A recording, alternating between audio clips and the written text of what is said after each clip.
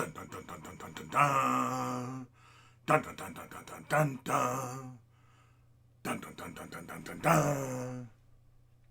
Dun dun dun dun dun dun dun dun. Nobody's made a guess yet on what that music is.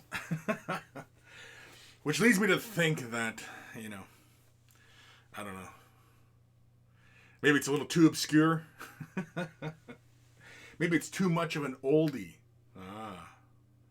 That's what it is. It's too much of an oldie. Let me get rid of that. There we go. So, welcome to another Getting Projects Done. Today, we're continuing work on the little Funko Pop Spacemarine. We're going to continue work. The goal today being getting it done. I want to get this guy done because I do have other projects that I want to get to. And anybody who's been following my work and, knows that I got in a new thing that I may start working on. Who knows? That wasn't the right angle here. Let's switch angles here. I got this guy in. And he's like, "Oh, what? What do you want from me? I'm just a space marine." So I got this guy in, and I am thinking very, very very hard on what I'm going to do with him. And so yeah, that is a possibility of getting him done. So today we're going to continue work on this guy. We are with the goal today of actually getting this guy done. So what are we going to work on today? Well, I'm thinking about doing some edging. I think I want to redefine some of the shadows, and I think I'm going to accomplish those by doing that by brush.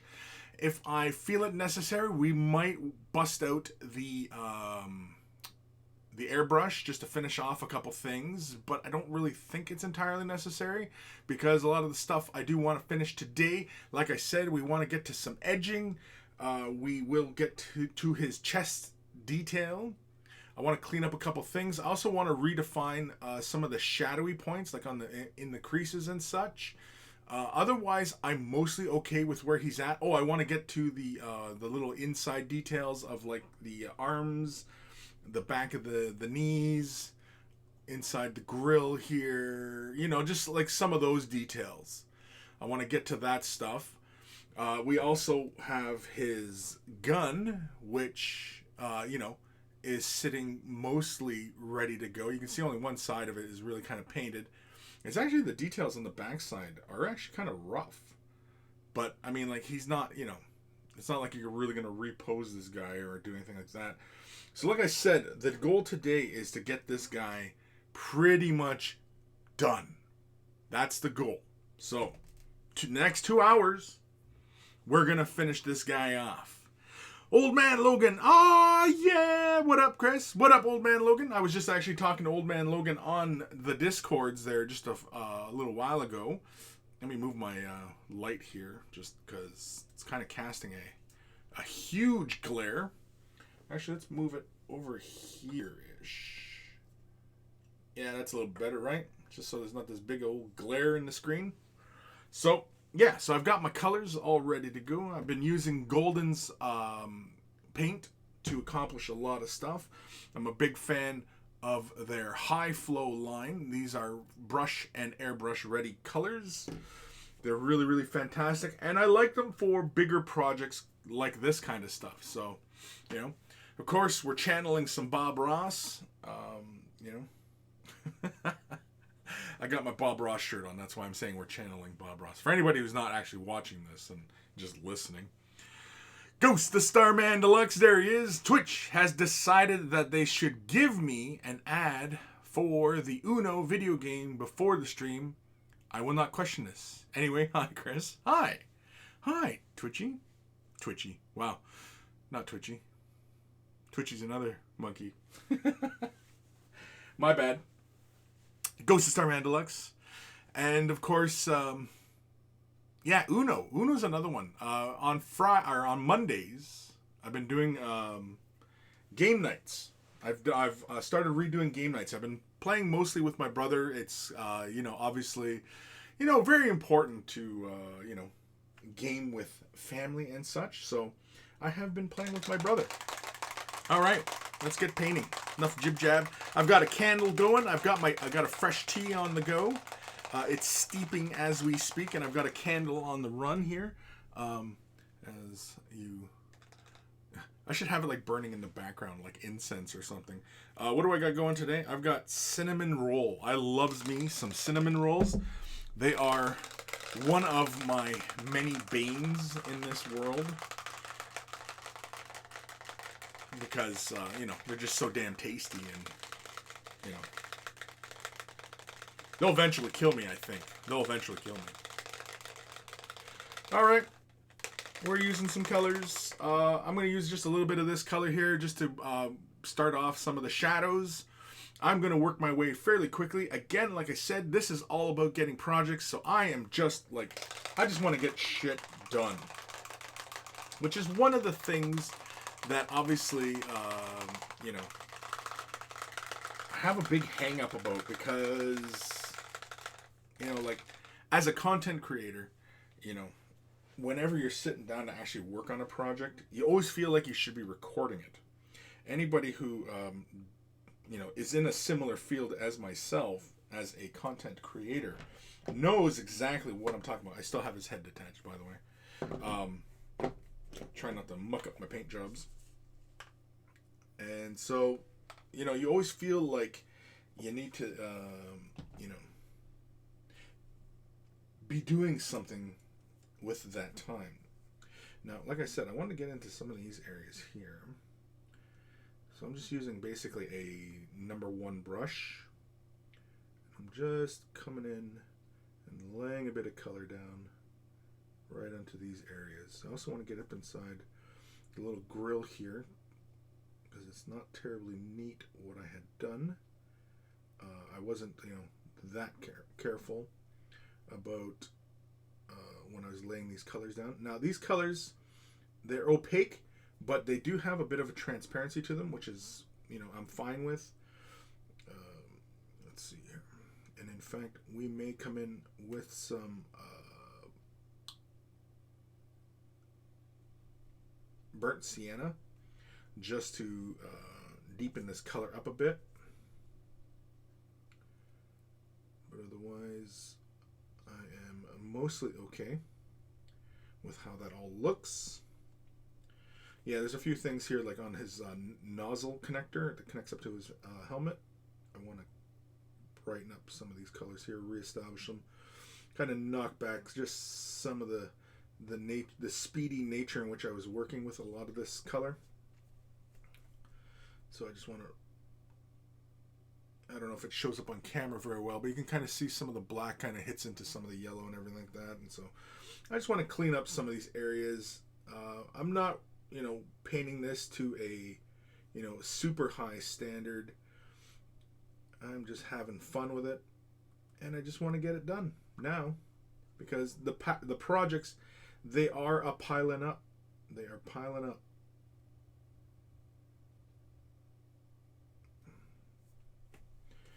Just wiping some of where I'm actually kind of hitting off into some areas here that I don't really want to be hitting. So I'm just wiping it away by hand and just establishing some deeper tones in there. Just like so. So we'll give that a moment to dry.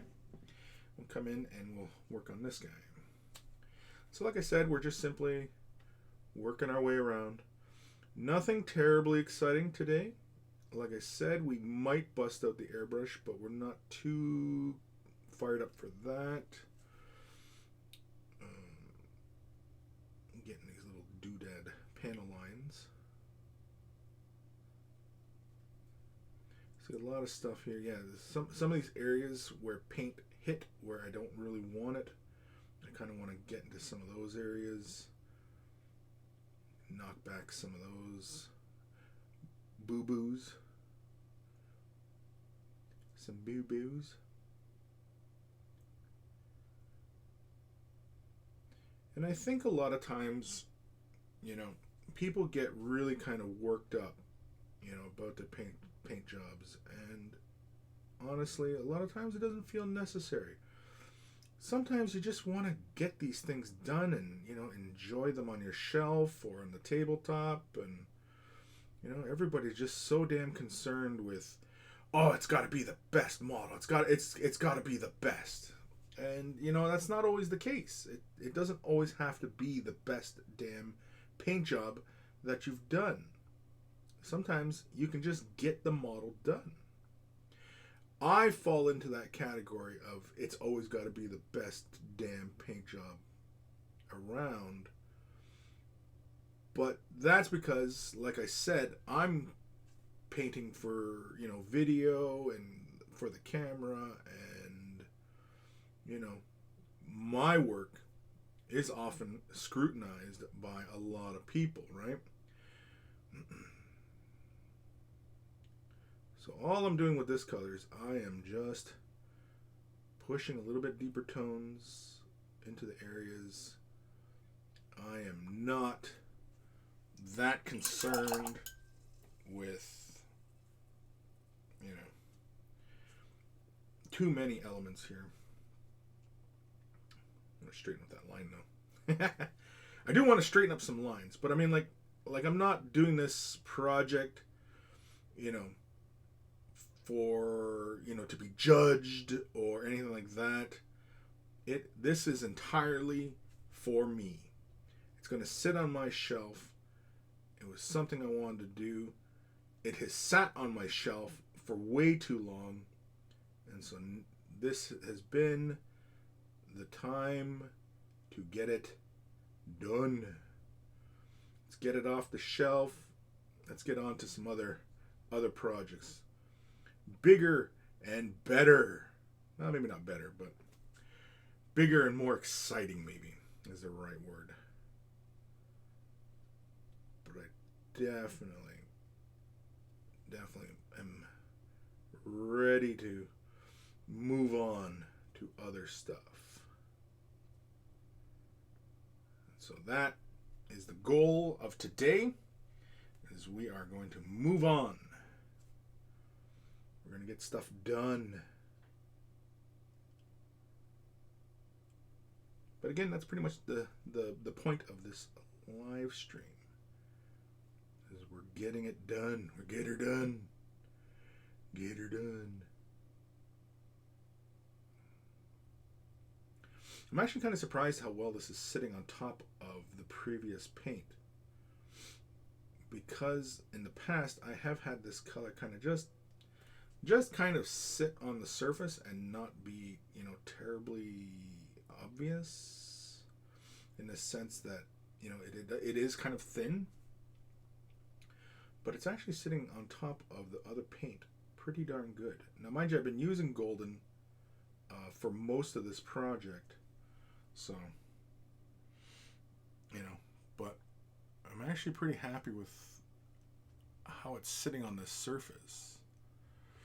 So, yeah, we're going to do this hand now. But yeah, you can see I'm just moving around it pretty fast. I'm not being terribly precious about, where the paint is going. I'm not doing anything,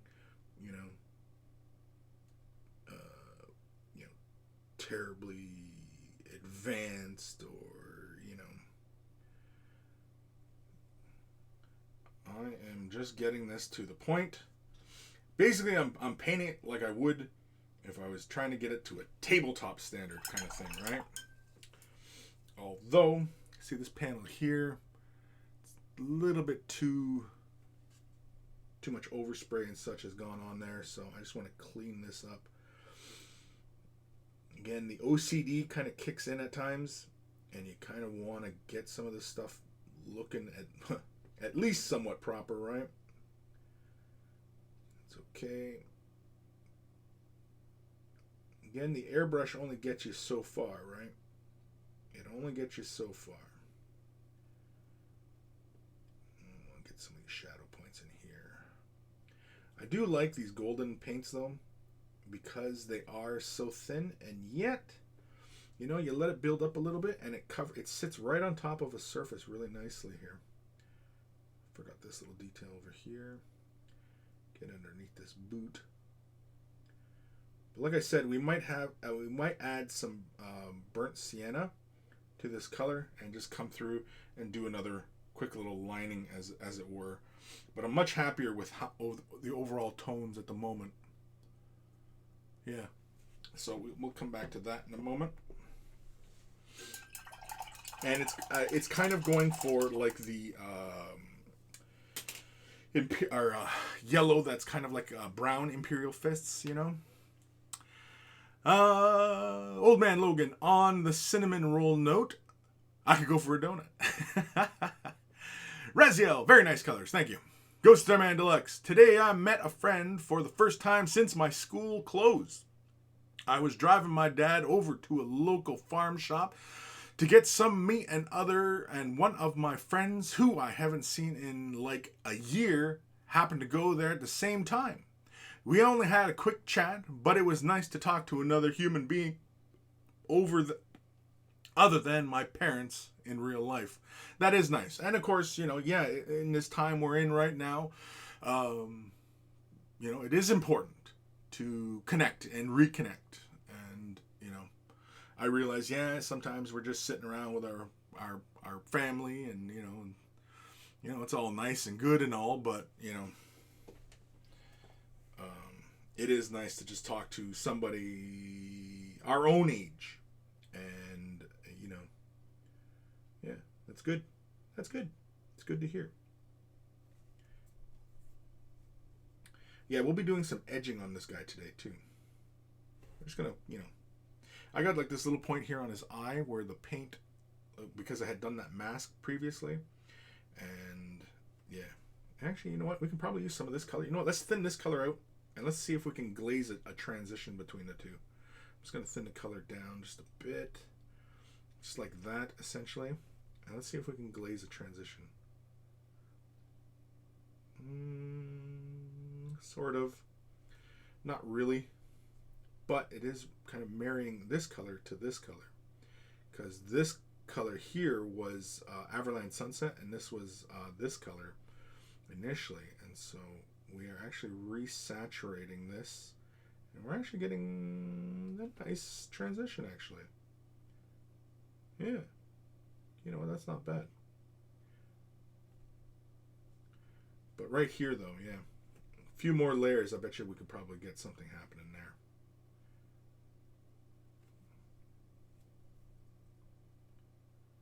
Yeah. Yeah, we could probably make this happen. It's already starting to happen, actually. And I bet you if I put some burnt sienna in there. Yeah. One idea I had was to do a project, not this, but using just kind of raw colors and not, you know, straight out of the bottle, and just kind of show, you know, not so much with primary colors, but, you know, just other colors. Anyway, what was our next goal? Oh, wait, we were going to push a little bit more shadow. So we're going to use, we're going to come back to this yellow.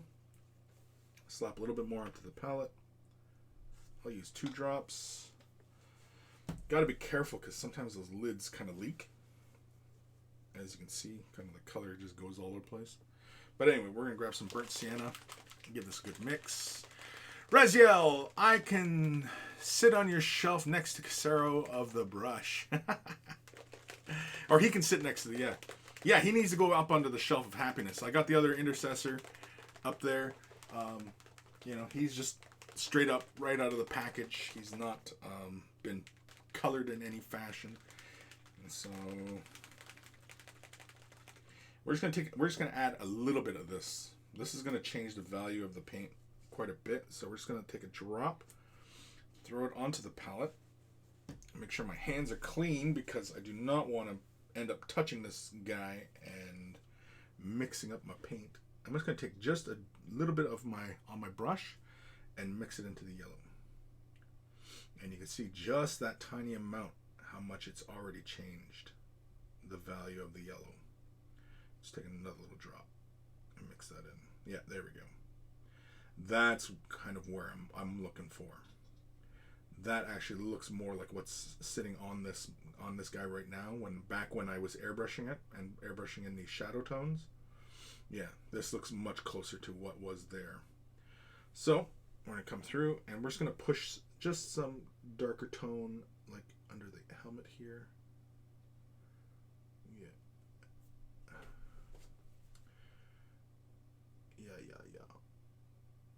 Just like so.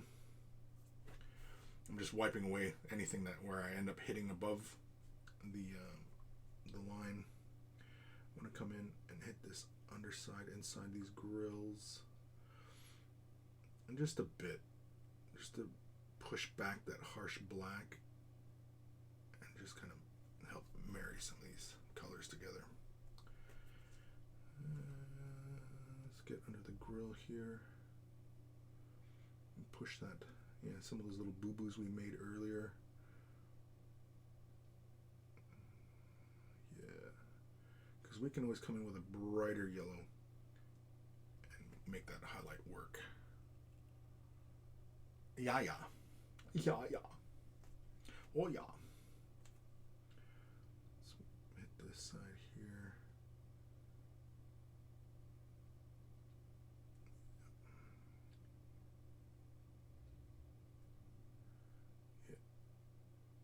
And also because we're coming in with a brush now, we can come in and create some finer lines and actually make the details look a little bit sharper.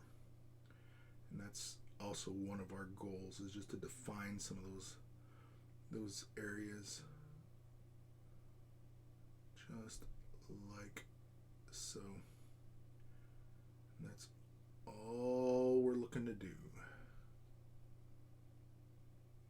Just make some of these areas, details just look just a little bit more defined. Come in right here. Just like so. Yeah. Now, with this color here, making sure I'm not hitting anything. Actually, maybe put my fingers in here. I'm going to take a little bit of this color really quickly. Take it down to a glaze consistency. Just grab a little bit of water. It's probably a little too thin. Yeah, let's grab a little more. Yeah, there we go. That's what we're looking for there. Okay, let's see if we can bring those 2 points together. Just like so. Yeah. Just like so.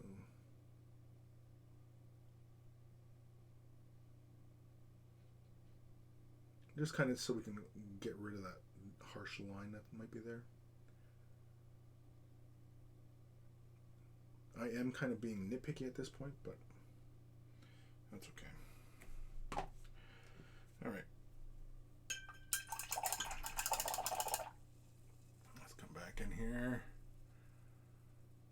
Okay. Take some more color here. And yeah, let's push it right here. Just a little bit darker.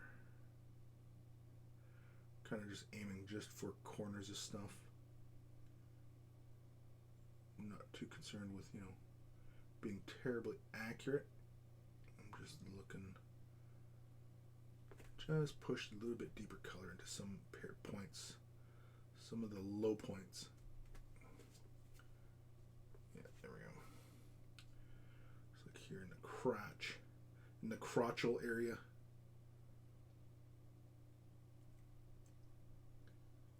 Low points down here.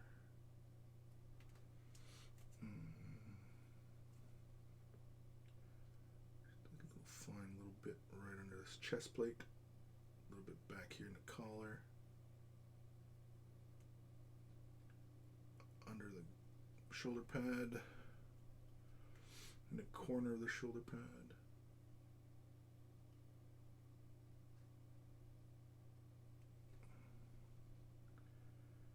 Yeah, it's not bad. It's not bad at all.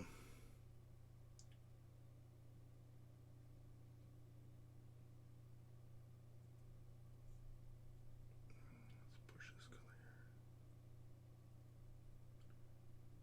Push this one here. Here. Push this color here. A little too much there, but that's okay. Here. Here.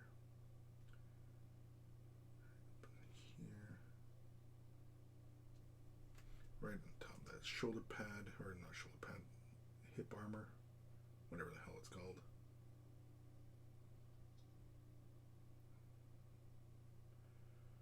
And there. Oop, too much there. As long as you're fast and you hit some areas that you didn't want to hit, you can always come back and pick them out really, really fast. Actually, let's go for just a bit right here. Right there. Just like so. You guys can kind of see what I've done there. Just a bit. Not too much. So, and in fact, with that color, I'm going to come in and I'm going to be very aggressive right here. You can kind of see, yeah, you can kind of see how there's a little bit of a line there. And I just want to knock that out. So, take some of the pure color and then just a little bit here. Come in and just, yeah, just right in between here.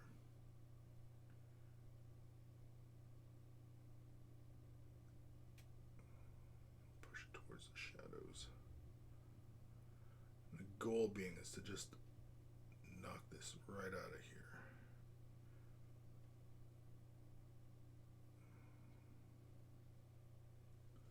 Just a bit like that. See, it looks a little bit more blended now, eh? Yeah, that's okay. I'm okay with that. All right, give that a moment to dry. Where am I? Rezia, okay, shameless self-promotion. Here it is. My 40th birthday today, and so lots to do. Please, places to go, people to see. Hope you all are doing great, and bye for now. Later, Rezio. See you later. Thermacius?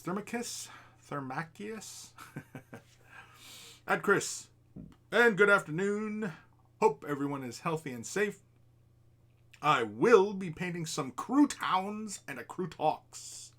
Would love some suggestion on how to paint the skin of a Croutox so that it is differentiated from the Crout on their back. Old Man Logan, happy birthday, Rezio. Differentiating the Croutox and Croutowns, you know, from the rest of the Crout. Well, you can use similar colors. You can go with a darker color for, you know, for the backs, right? So, for example, I have no idea what you're painting your Crout, but whatever tone you have for your Crout, and then going towards their spines, right? Like the feathery, spiky thingies, right? You can simply just take whatever it is that you've used for the skin and add a dark brown, a black, dark blue, dark green. I have no idea what colors you've used, so I'm just kind of just spitballing here. But yeah, you can just simply use a darker tone and go for that. So whatever you've done for your Croutox, if you want to make them darker than, say, the Crout, to give them some, you know, variation in the skin tone, whatever you use for the skin, you can simply add a darker tone to it and start from there and push to even a darker tone towards the feathers or something like that. You can also try different techniques. You can try creating like spots or even like tiger stripes coming from those areas coming towards the flesh. So for the Croutox, say for example, whatever you use for the flesh tone for the Crout, you can use for the crew talks, but then come in with a slightly darker tone and then create like little stripes or like leopard spots or anything like that, and that will create obvious variation between them. For the hounds, I would do a similar thing. In fact, for the hounds, I would do the stripes, and for the crew talks, I would do, you know, spots, or you can just simply go for the flesh tone and blend to that darker tone at their backs towards their spine. Ghost Starman Deluxe. I would maybe also try some mottling on the skin of the crew talks. Yeah, mottled skin, spots, leopard spots, target stripes.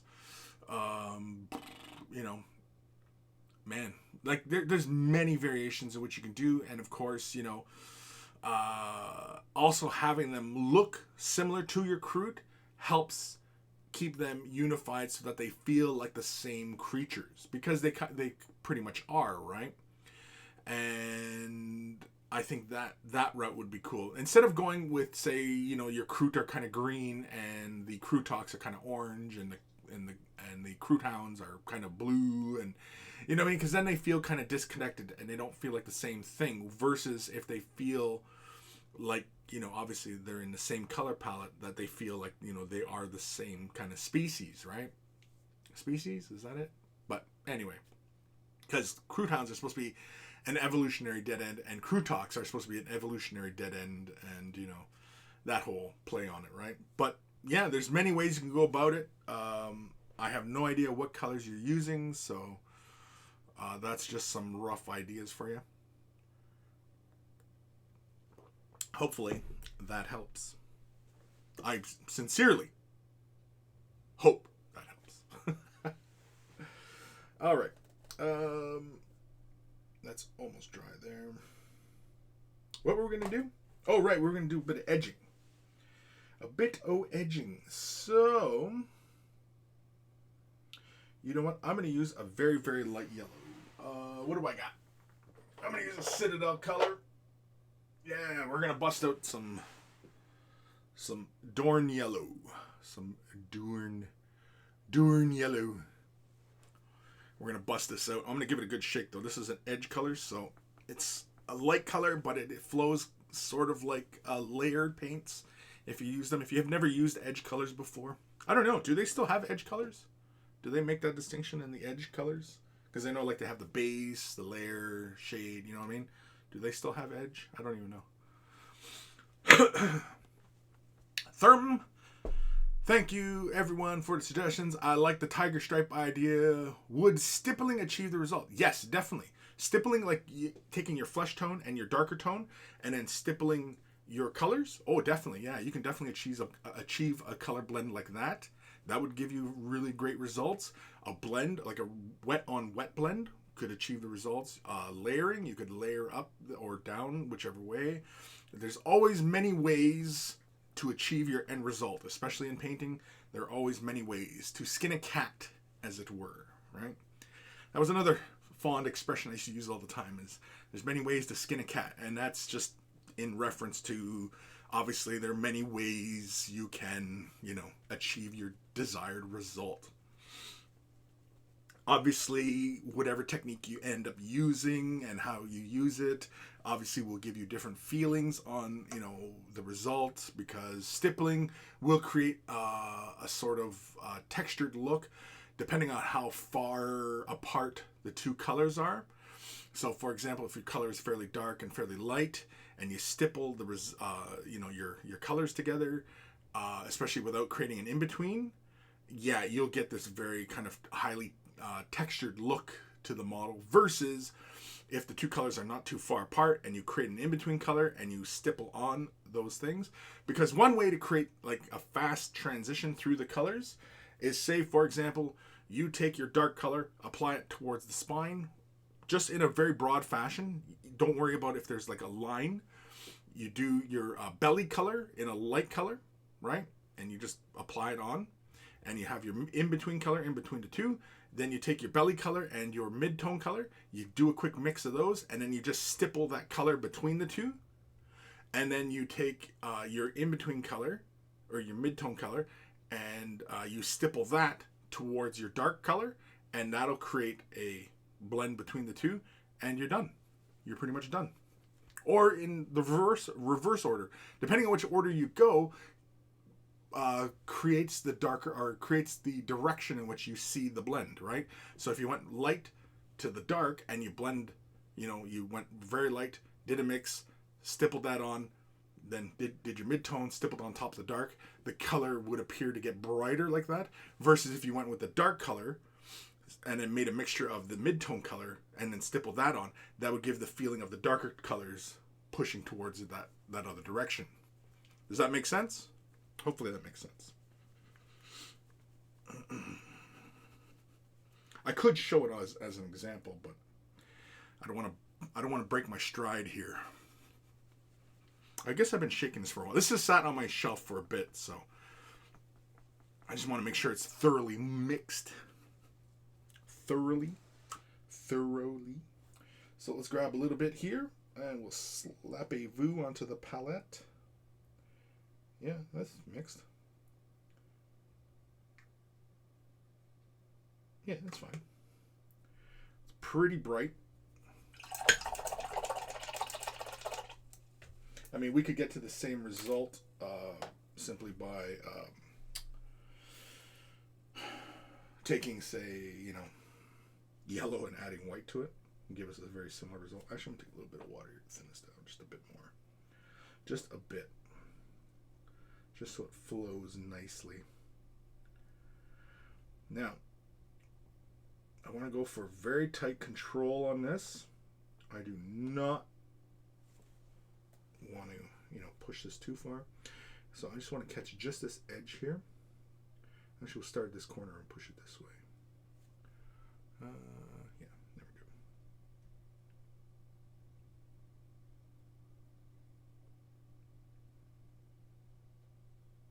Yeah, just like that. And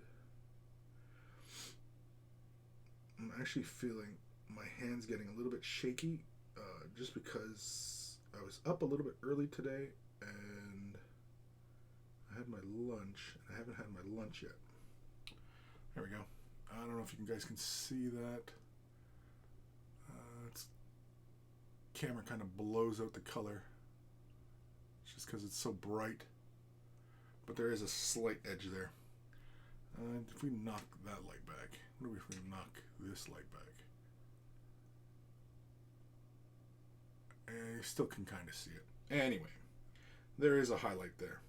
You're just going to have to believe me on it. And for here, I just want to catch maybe just a bit on the top of the nose here. Just a bit. And like I said, my hands are getting a little bit shaky, but we're going to do this. We're going to do it. You probably can see my hands shaking a bit. The grills. Yeah, we're just going to catch just a bit of the tops here. Just a bit there. Just a bit here.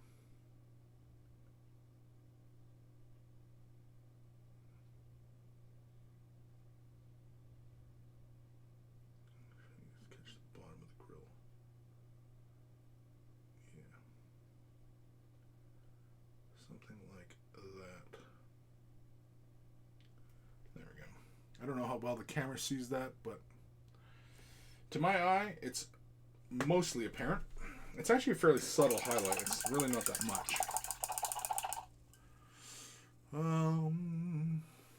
Thermicus. Light skin and dark belly. Mix 1-to-1, and that is the tiger stripe color, correct? Light skin and dark belly. You want to go darker on the belly. Okay, different. Mix 1-to-1, and that is the tiger stripe? Sure. I'd mix it. It's a dark belly, lighter skin, so you want to go with light stripes? You want your stripes to be light or dark?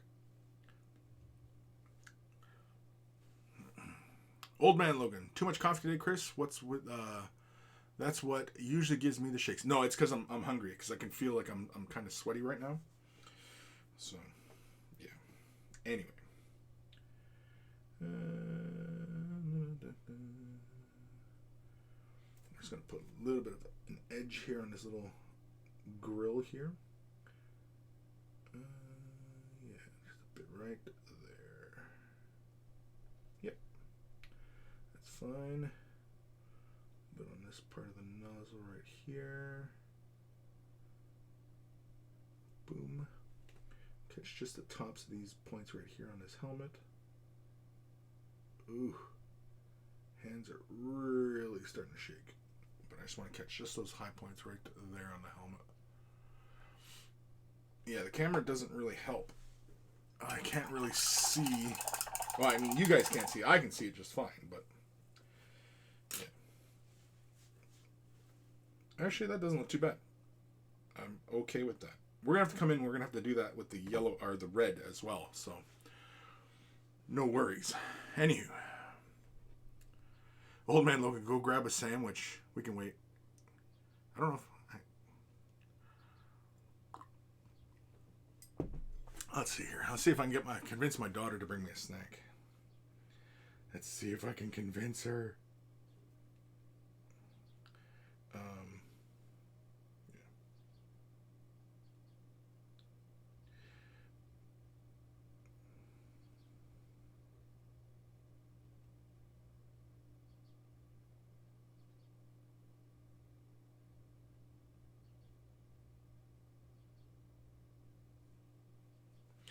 Let's see if she can bring me some snacks. All right, let's grab a little bit more Dorn Yellow. What time are we at here? We're only 40 minutes in. Go get something to eat, sir. Yeah. Tell her it's a matter of life and death. Possibly. You never know, right? Oh, I hear movement now. I think she's moving.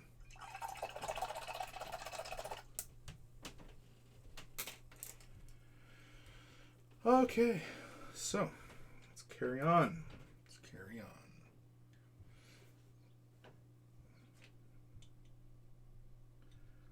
Give this a little bit of a mix here, just a little dampness of the brush.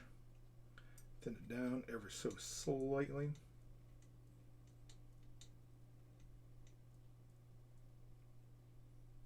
Yeah, that's not bad.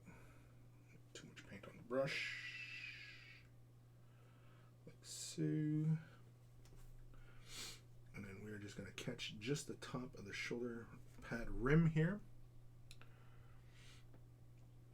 I can make this a little bit easier on you guys to see, but it would require me to fiddle with the camera a little bit, which I don't really feel like doing. So, like I said, we're just going through and we're just doing a quick little edging on some of these details, just to bring them to the forefront. Let's catch this elbow pad here. Yeah.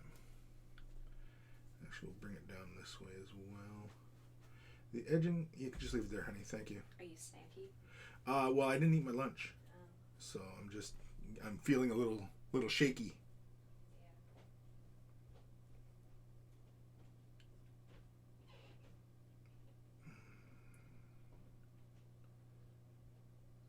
So, just doing this little doodad on his arm here. Let's get the wrist part here. And some of these details, like, I don't even know if we're going to see them once I put the gun back in its place, right? So that's why I'm not too worried about, some of these areas, because they're going to just get covered up anyway, right? But some of them you want to get. So I think also some of you guys out there, I know some of you have, issues with hands as well. And so some of the things I do to mitigate some of the hand shakiness, because I know there's many of you out there that, have an issue with trembling hands and things like that. So we'll get through it together.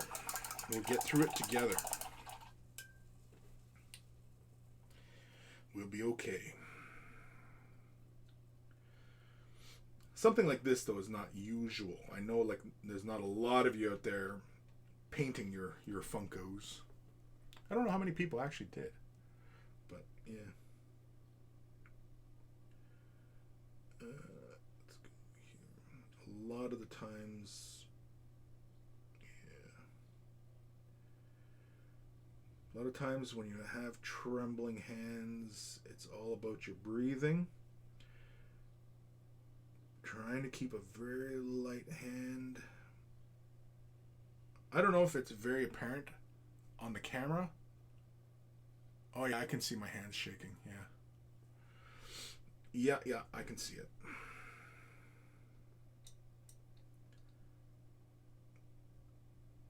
As I get older too, it becomes more of a thing, the hand shaking. I just deal with it. Keep going. Big one is, trying to steady your breathing.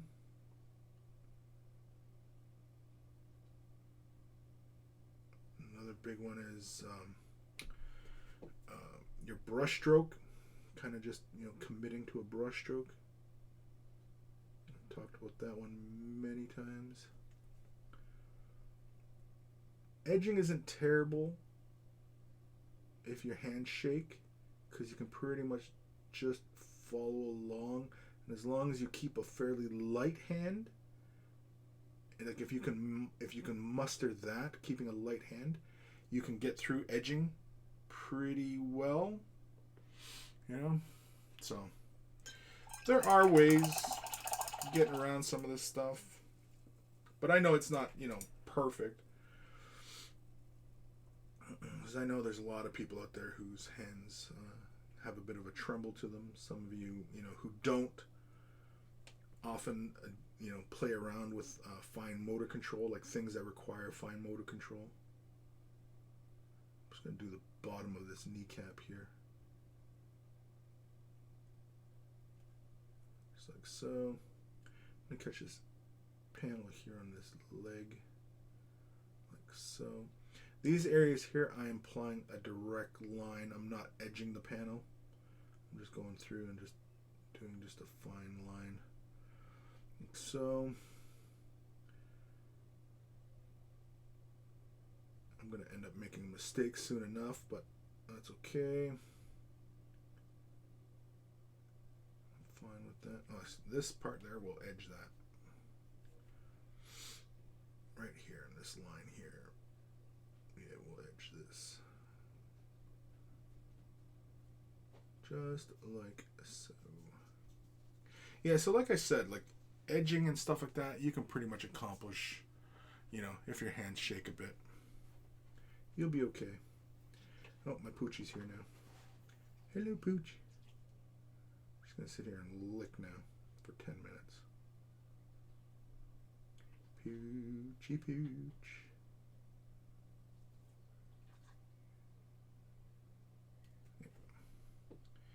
And with that, I'm pretty much okay with.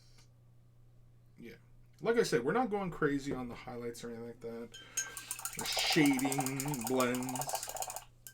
The goal today is just simply to get this guy done. Now, let's do some questions while I have a quick little snacky view. So you're going to hear some crunching sounds. I do apologize for everybody who has an aversion to sounds of people eating, but I'm eating some peanuts here. Peanuts usually are a good fix for me. I'm not allergic to them, so. Where am I?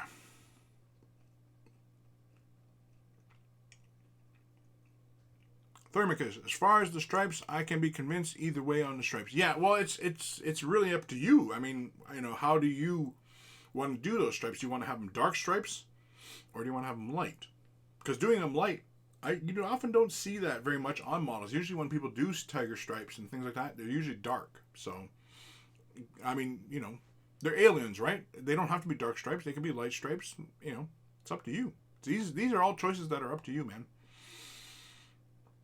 Therm and the chat, sorry, it's loading slow on my end. So if you're suggesting things, I'm not seeing them. Okay. Old Man Logan, she your favorite kid, huh?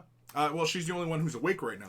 My son, he still keeps his night schedule, so he's still up late at night, but because he works night for his job.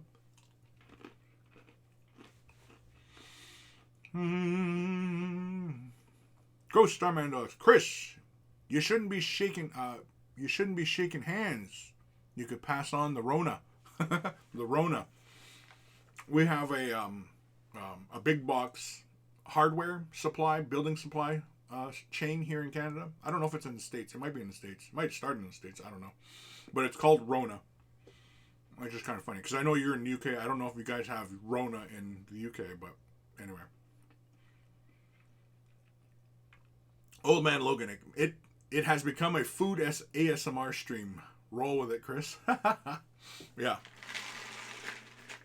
I know people ask about doing the ASMR thing, and you know, I'm afraid it's not really my bag, so it'll be a long time before you see me doing ASMR.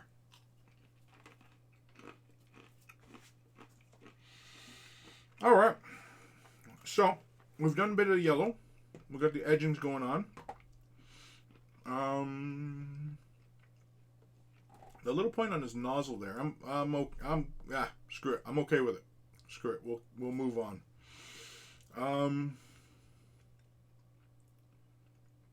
What was the other thing I wanted to wear? Oh, I wanted to get that little eagle on his chest. I wanted to get that. So I guess next, we're gonna grab some black. All right, let's grab some black. Because we'll do the inside rubber details, his knee, his chest. And we probably could lay down some black on for the nozzles and stuff, just so it's easier for the metallics. There's nothing really for the helmet at the moment that's black. We're okay with all this crap. You can see this color transition there where I cleared it up from last week. I will do that. I might do it today if we got time. I don't know. We'll see. Again, the goal is today, just get this frickin' guy done. Because then we can start playing with this guy maybe. So while I'm eating here, and I'll let you guys stare at this guy, he's like, you know, what do you want from me? What do you want from me? I don't know. He's like, what color are we gonna do me? What color are we gonna do me? In fact, maybe I'll take a picture and I'll tweet that out. What color am I gonna get painted? Right? I've already posted like questions, you know, what should he be painted? And tons of people have answered like very different answers. One was even Black Templar. I was like, oh, Black Templar actually not terrible idea either. As a Black Templar, I could really show some weathering and stuff. Or somebody mentioned Imperial Fist. I thought, oh, that'd be pretty fun too.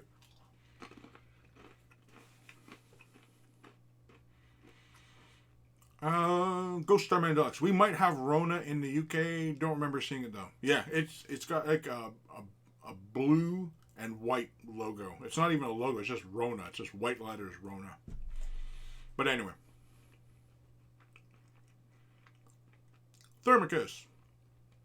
So if I want to do lighter stripes and spots, would I go 2-to-1 light skin to dark belly?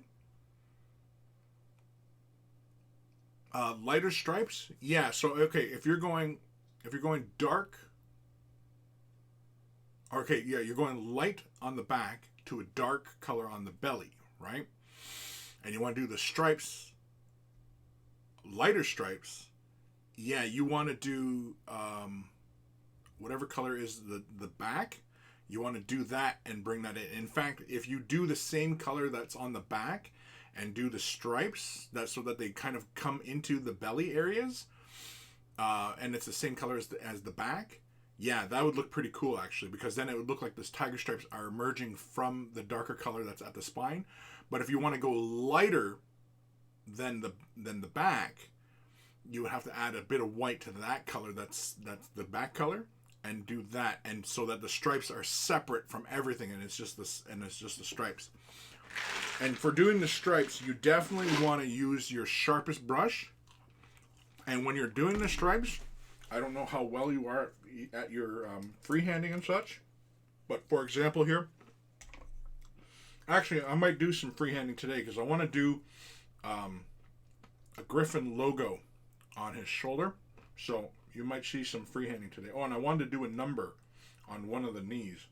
But anyway, if you don't catch that part, when doing freehand, okay, for example, get your sharpest brush, right? And when you're doing it, you want to keep your brush perpendicular to the surface you're working. You don't want to work on, say I wanted to write something on this flat surface. You don't want to have your brush at an angle, because what ends up happening is your brush tapers, and so if you end up applying too much pressure, you create thicker lines, and that's what ends up happening. Whereas if you keep your brush perpendicular to that angle, so if we're doing the trim here, we want to keep your brush perpendicular to that surface. So if it's a curvature, you want to work your brush like that as you follow lines. So if I was going to do a line down that shoulder pad, I would try and do it as much as possible doing this kind of motion with the brush. Does that make sense?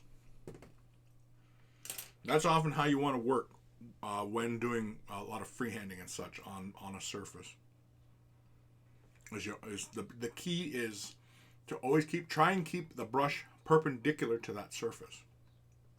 Does that make sense? Oh, slipped down some tea. I'm drinking honey and ginger tea, green tea. If anybody's wondering what kind of tea I'm drinking. Sorry, I'm still munching down peanuts here. And you know what? They're helping because I can feel myself kind of relaxing. So I'm going to continue eating and talking to you guys. For anybody who is actually chatting. I don't know how many people are in here. Thermicus, got it. Thank you, sir. Yeah, so it's entirely up to you how you want to go about it. And as far as like, you know, just doing it to the model,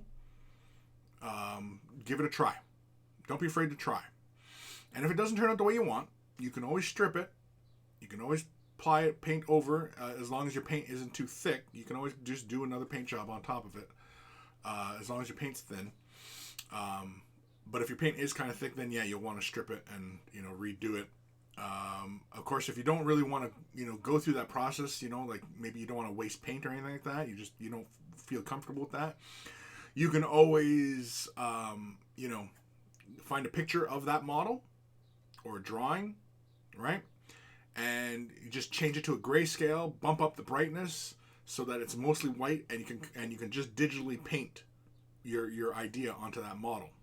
It's just so that you can kind of wrap your head around what you're looking at, right? It's not like, you know, a digital representation. It's just so that you can kind of give yourself an idea. It's like a sketch, right? And you give yourself an idea on what you're doing, you know, or how you want to go about it, right? And also, when you're doing your stripes or you're imitating something from nature, it's always good to have that in front of you, like in front of you, in your field of view when you're working on that particular design. So if you're doing tiger stripes, have pictures of tiger stripes in front of you. I would recommend having actual pictures of tiger stripes in front of you. If you've seen tiger stripes painted on other miniatures, it might actually confuse you as far as how you want to go about your design and about how you can accomplish your design. Because seeing how somebody else did it, and if you don't feel that you're at that same expertise, it can actually kind of discourage you versus looking at the source material. That's why I always recommend people look at the source for an idea rather than what somebody else has painted. Right? It's always better to go to the source.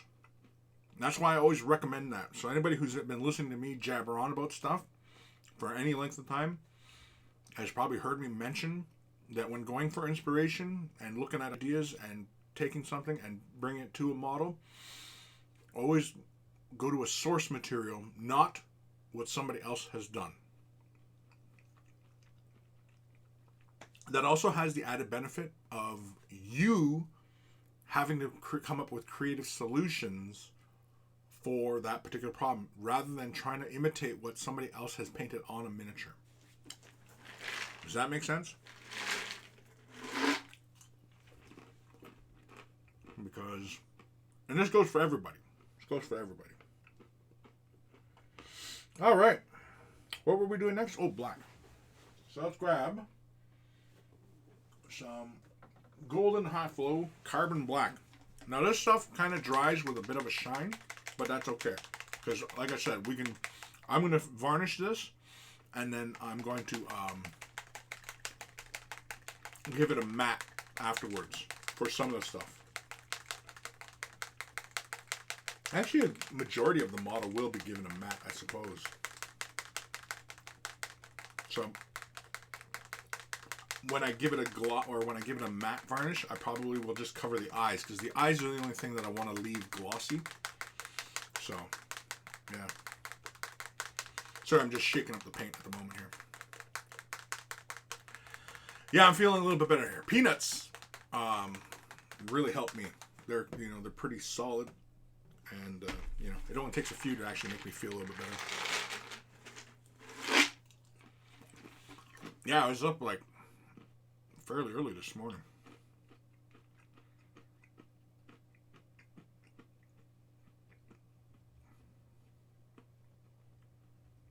I'm just going to sit here and just chew. I'm just going to chew. All right, another little bit full, and let's get back to work. We'll take a peanut break a little bit later. We must continue our work. The work must continue.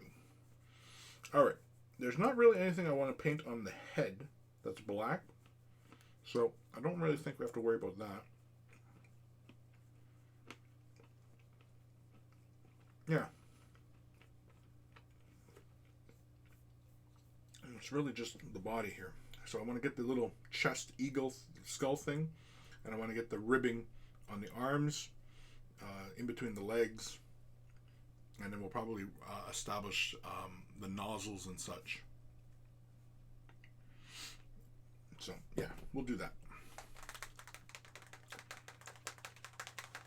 that. Ghost Star Nuts. Having nut inside you helps you're the workflow. Yeah, these nuts. So let's grab some carbon black. Slap it onto our palette here. Just gotta clean off the excess off the tip. You gotta take care of your tips, right? Always take care of your tip. Just a little bit of black. That's the other thing I like about these paints. It's not very much, and it goes really far. It's got really good coverage. And they're really thin body paints. Very, very thin body. Like almost to ink consistency. So anybody who's ever played with these colors knows what I'm talking about. Anybody who's kind of curious about them, I highly recommend them for model painting, for miniatures. I've shown them on miniatures before. So let's just go in. So bang, bang, bang, like so. And we're just gonna bang this right out.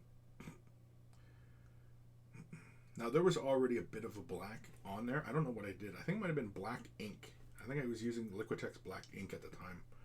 And I think I just quickly kind of just blocked in the area. And so that's all I did.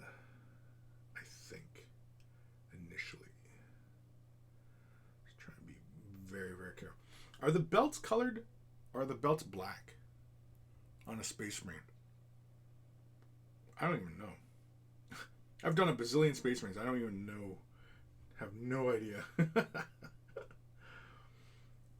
Anyway, let's go in. I think I always do the metal. I always paint them something.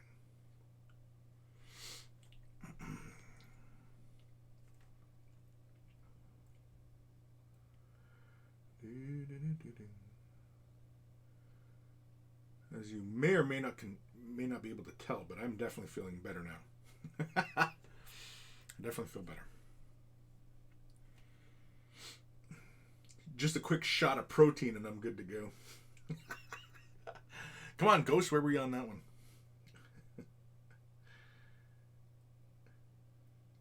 little shut up.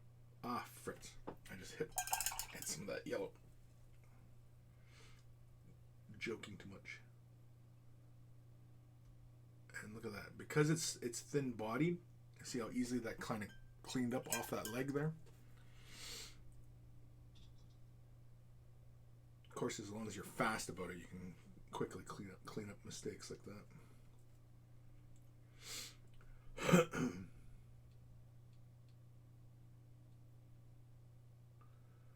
So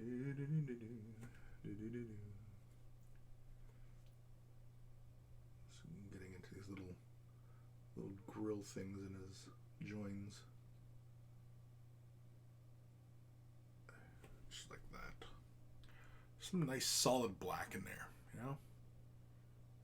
Now, when it dries, it does have a bit of a shine to it, but that's not a big deal, like I said.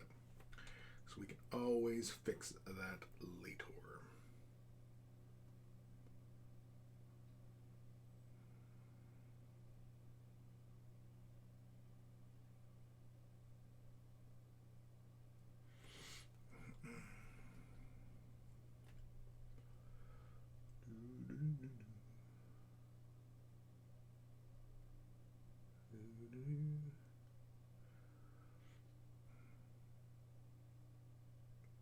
Yeah, with each brush stroke, I actually feel a little bit better. Each time I move the brush on the surface, I feel good. I feel good.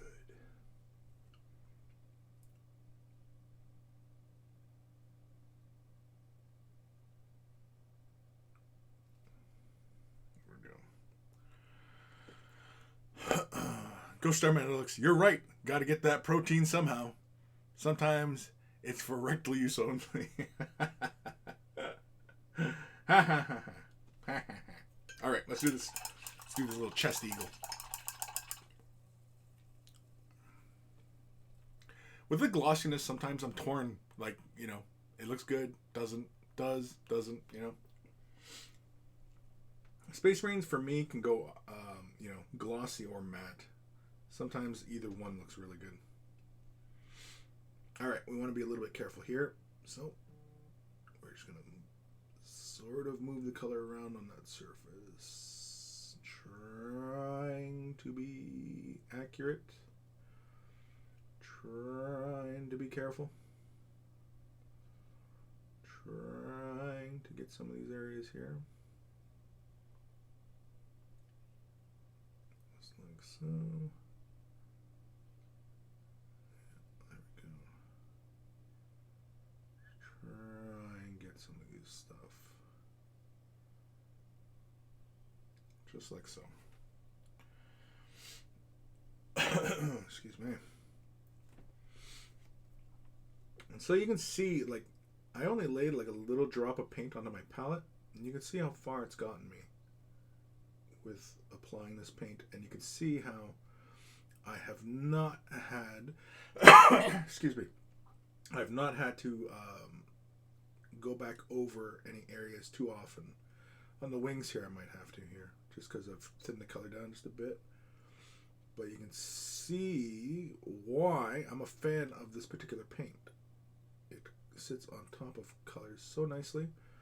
It's pretty darn good. This is the Golden High Flow paint line. And these are really fun colors to use.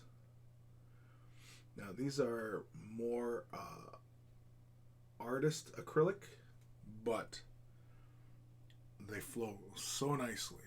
They're designed for airbrush. They're designed for like markers, ink, pens, and airbrush and regular paintbrush. So you can use them for whatever you're doing. Oh, excuse me, for whatever you're creating. I like these colors. They're really good. For anybody who, you know, feels the need to dabble in all sorts of different paint lines, yeah, give these colors a try. Golden High Flow. They're really fun. Go ahead, give them a try. Okay, I'll have to come back on that little spot there in a moment.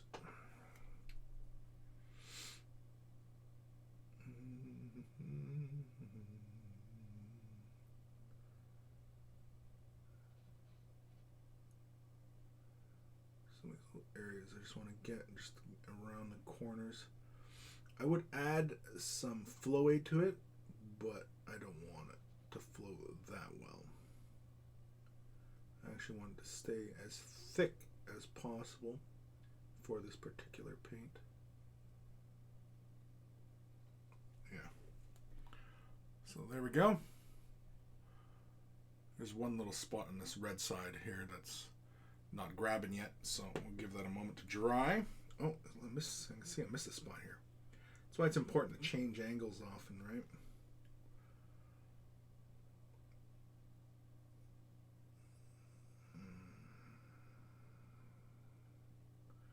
And always try and keep a light hand.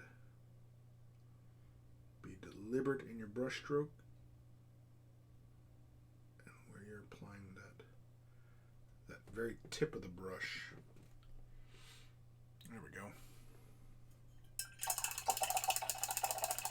The black, once you start laying that black in, then the model just really starts to pop, eh?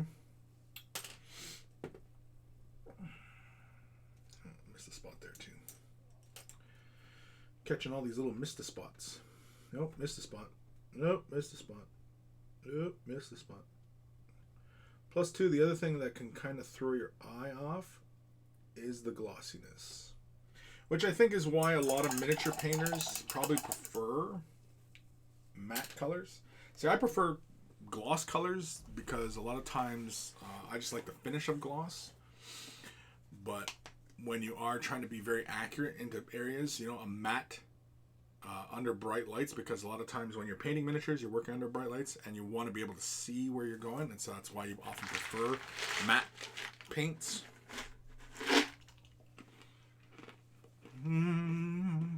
Thermicus. As far as the belt, looks like Smurfs have their color the same as their armor, where Blood Angels have black on the sides and back. Right. Okay. Well, somebody do a quick search for me. And Howling Griffins, because that's what chapter this guy is. Howling Griffins, are their belts black or are they their colors? I'm eating peanuts, so I can't search it right now. Not to be rude or anything, but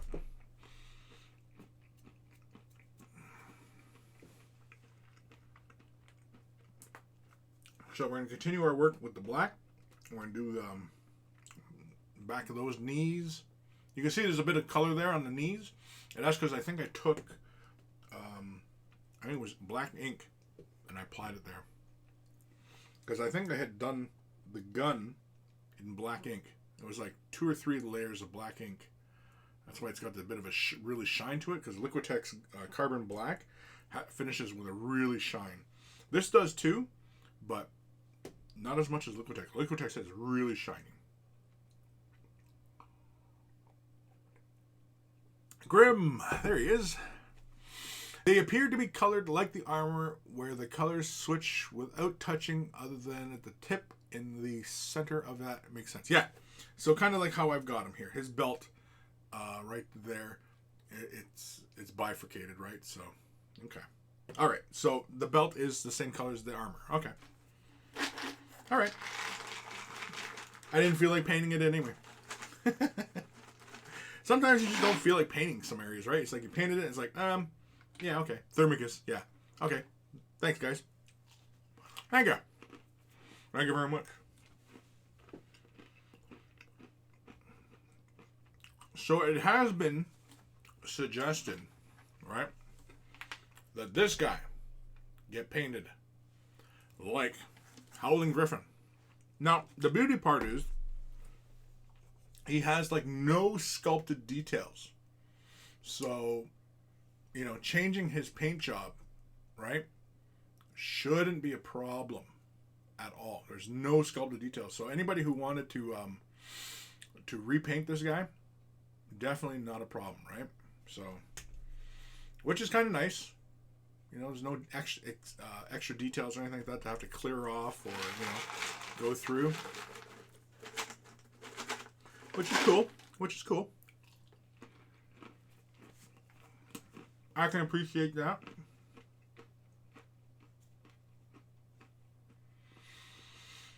Oh, man. Yeah, feeling better. Feeling better. Feeling fine. So,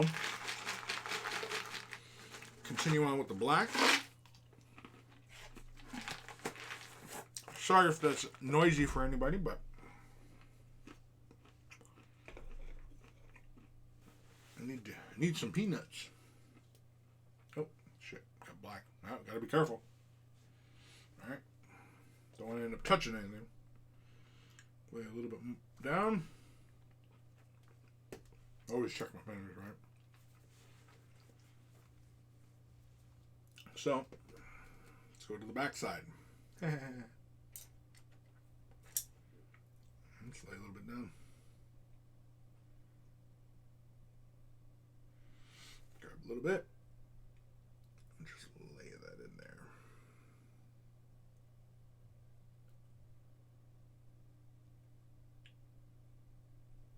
Just like so.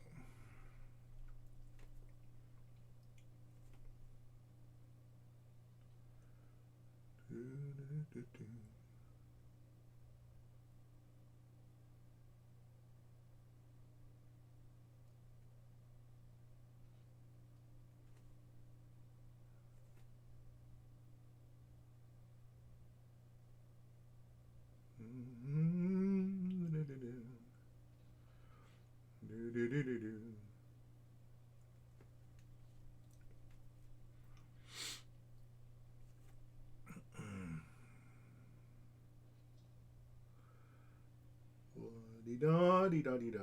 There we go. Try and be careful here along those edges. I don't want to end up hitting them too much.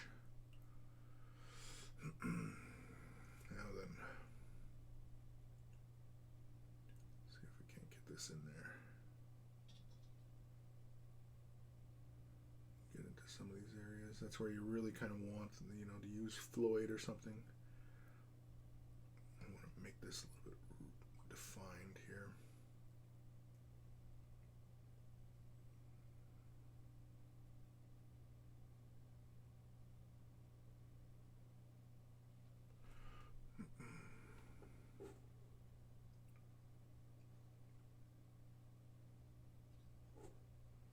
I forgot all about my dog being under me. She just startled me. Get this edge here. She freaking me out. I think she's dreaming. Yeah, she's dreaming. She's twitching. She's kicking right now. Frickin' dogs. Frickin' doogs. Doog. Another sip. Ghost Starman Deluxe. I would maybe wait before repainting the big guy. Wouldn't be surprised me if they bring out a gray one once everyone's shown off their repaints. This Bandai one, I have not heard any word that they're doing any more than this 9,000 that they made. There's only 9,000 of these guys made. Oh, yeah. So, what are you going to do? Like the Space Marine shows, right? What are you gonna do? I'm so happy I got him though. I'm so happy. I'm so happy. I'm like a little kid right now, playing with my little action figure. Like I was super happy when they released these Funkos, but this Bandai Marine, and everybody knows that I like Bandai, because I love the Star Wars kits. I've been doing the Gundam, so num num num num num. Old Man Logan, a little noise is better than you passing out on us. Yeah, agreed. Grim.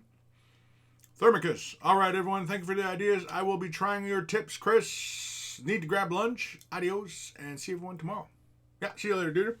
Yeah, and feel free to send me an email of like what you do for your crew, because I'd like to see what you did. Because I care. I care too much.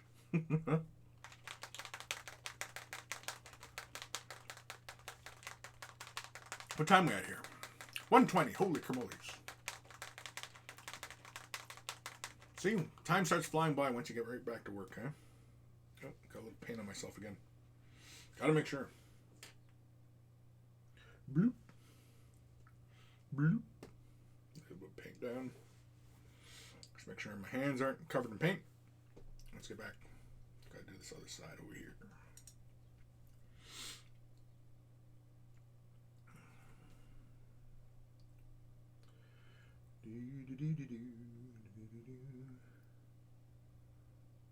Go.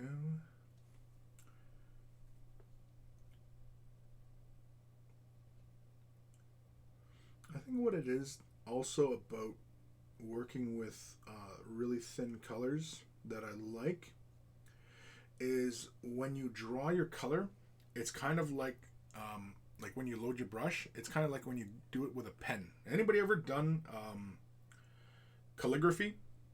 You know, where you work with the old pens and you draw the ink and you work from an inkwell and then you write. For anybody who knows what a pen is, because I know some of you kids out there don't know what a pen is. You don't even learn cursive writing, so yeah. Old man Logan, you're gonna write Andy on this guy's foot also? On this guy or the Space Marine? I was thinking about it. I think I made a joke about that on the video, the review. Of writing Andy on his foot. I was thinking about that. Just, as a goof, right? But then I was thinking, I might. You laugh. But I might. Alright, so we're just going to start doing the nozzles. This should go by fairly easily. Still have to need to be careful though, because, there's bright colors and there's edges.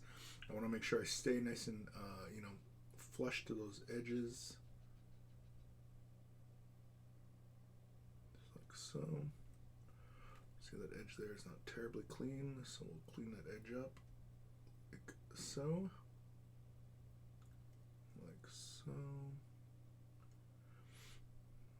Oftentimes when we're painting, often we'll work on that one facet that we can see, that we have the angle for. And, we'll do all the things on that angle before switching positions, right? Change the angle so we can get the top of those little nozzle bits.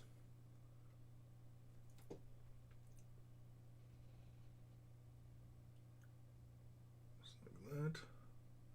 Try and catch it in one brush stroke. That is the way of the brush, right? Do it in a single brush stroke. It's like a samurai. Just one swipe. That is the way of the brush. That is the way. Just try and do it in one brush stroke. I don't know if I talked about this in the past. I might have talked about it on the way of the brush. But I would like to do a miniature or a paint job in as few brush strokes as possible. I don't know, something about that appeals to me. Kind of like, like a samurai, right? It's just one stroke. So you just load your paint. So imagine doing your highlight, your shadow, and your base tone in a single stroke. Just like a samurai. Doing a miniature in the fewest brush strokes possible. Imagine that. That to me feels like true mastery of the brush. I don't know. Maybe I'm oversimplifying. That is a possibility. I do that a lot. I do that. My hands aren't quite done trembling yet, but it's okay.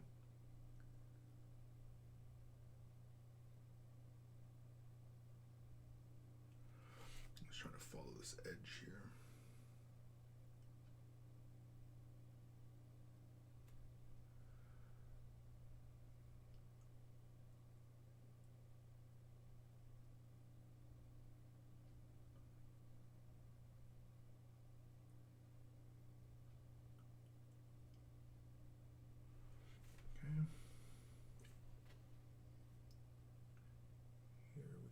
pretty messy. But you can see even on big broad surfaces, like look at this black. It is sitting right on top of that so easily. Right? Like how many of you have put black on top of a bright color and had to do a few strokes and thin the color down so it flows nicely? And I mean, like,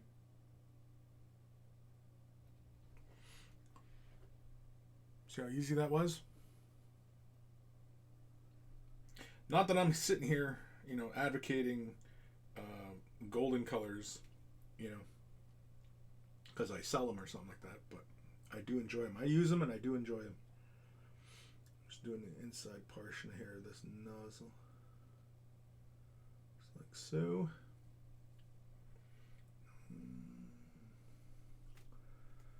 This little bit, I think I can't get. Oh, or is it painted? Oh, it's already painted. Because it's glossy. I was seeing the reflection. Oh, there we go. I hit a little part. Must have got my fingerprint on it or something. But yeah, that black, like you can see it on camera. I mean, like, it's solid, right? So yeah, it's solid.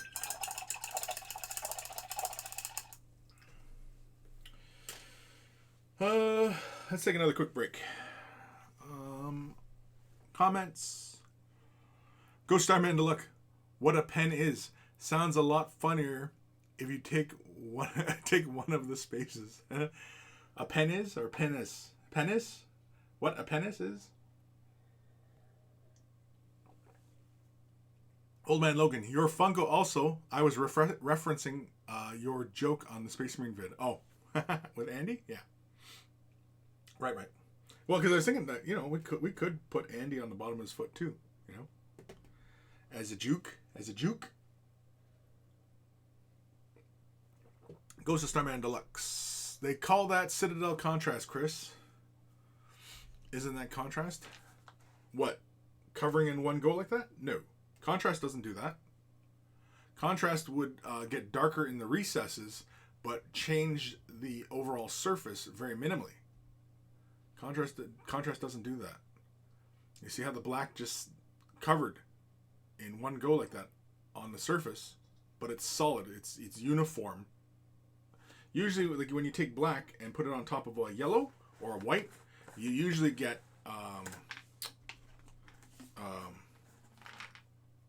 streaks, and you know what I mean. You just see the color through it.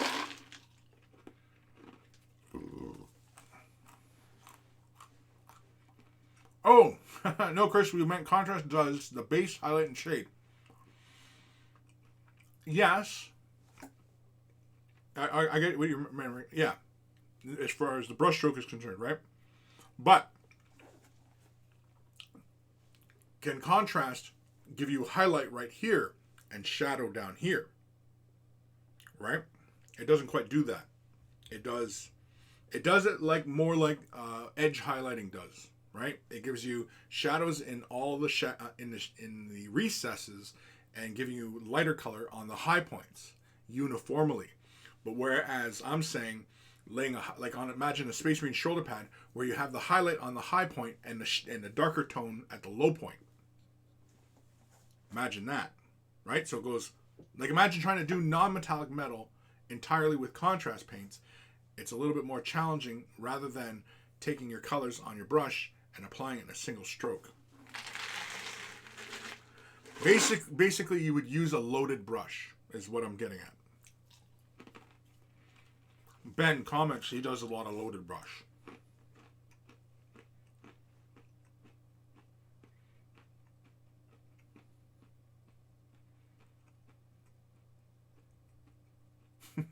Yeah, Old Man Logan, no, we're referencing your Ninja one-stroke brush shade highlight. Yeah. You would employ basically a loaded brush. Yeah. That's what I'm talking about. So realistically, mastering a loaded brush technique, I think, is really a way to go where you can apply the fewest brushstrokes on a model and achieve your design, like painted miniature. Now, I'm not talking about like a golden demon standard of painting. I'm talking about just getting your model painted, right? With highlights and shadows.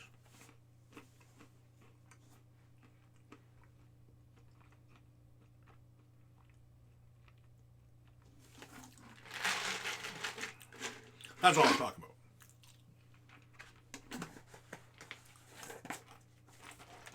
about. Alrighty. Back at her.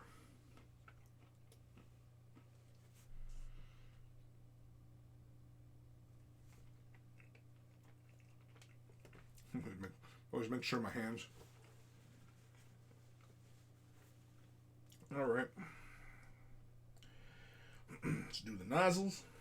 Nozzles.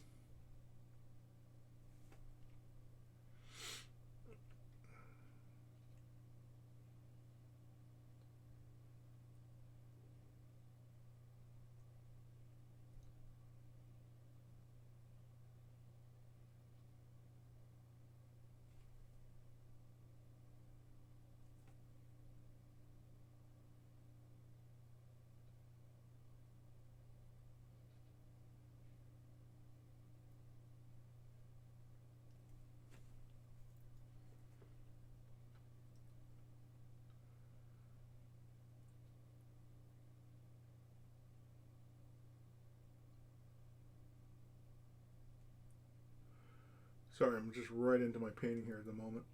I just realized I wasn't talking. I forgot all about you guys for a second. I was lost in my moment with my brush. I was lost in the way of the brush. That happens.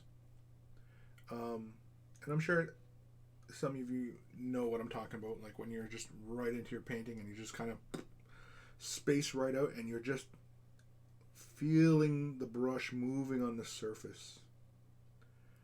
You become sensitive to it. You can feel the brush.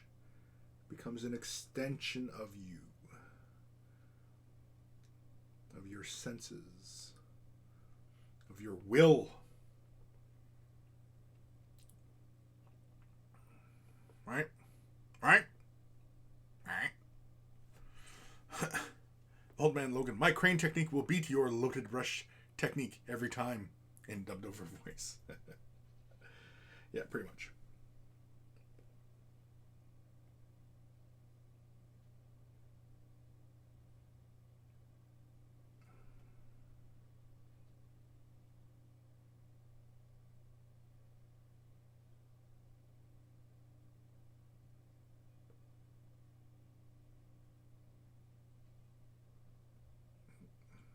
Went a little over there. Oops. Oh well.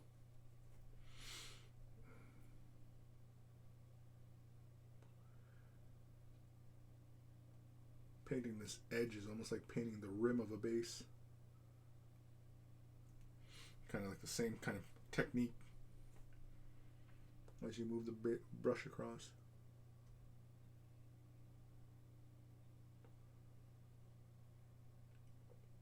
Oh, excuse me.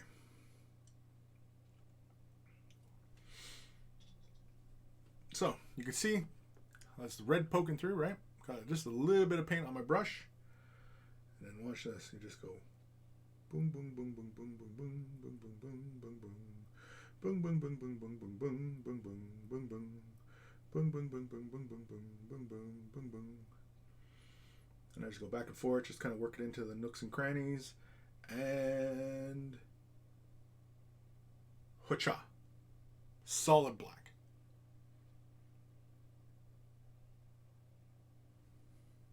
Not a lot of colors do that. Not a lot of paint lines, I should say, do that.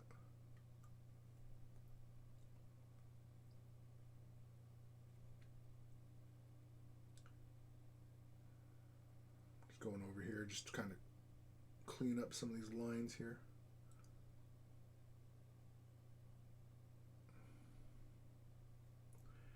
Bung bung bung bung bung bung bung bung bung bung bung bung bung bung bung bung bung bung. Okay. There we go. Okay, let's leave that.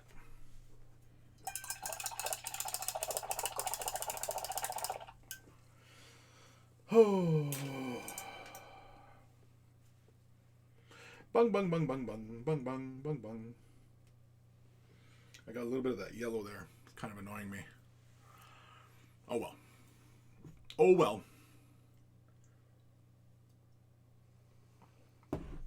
I am out of tea. I'm out of tea. Oh, whatever will I do? Damn, I got 25 minutes left. I don't know if I'm going to finish this guy. I don't know if I'm done. Oh, shoot.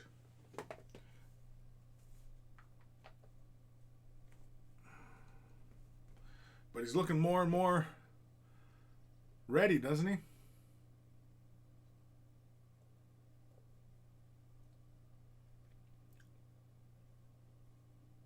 That gloss black is kind of messing with you though, eh?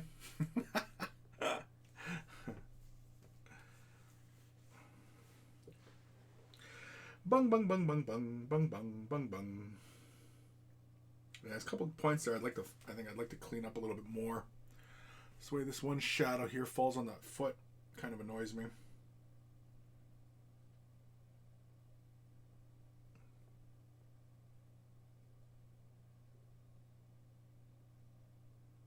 What else we got to do on this guy? Oh, jeez Louise. I almost said, oh my god, I broke him. Not realizing, oh yeah, he's already apart. Oh, right. Duh. Grabbing more peanuts. And I said peanuts. Although I used to say that to people all the time, though. Like, when I had peanuts, I said, hey, you want some peanuts? Yeah, you want peanuts? You want some of my penis? What are we doing now?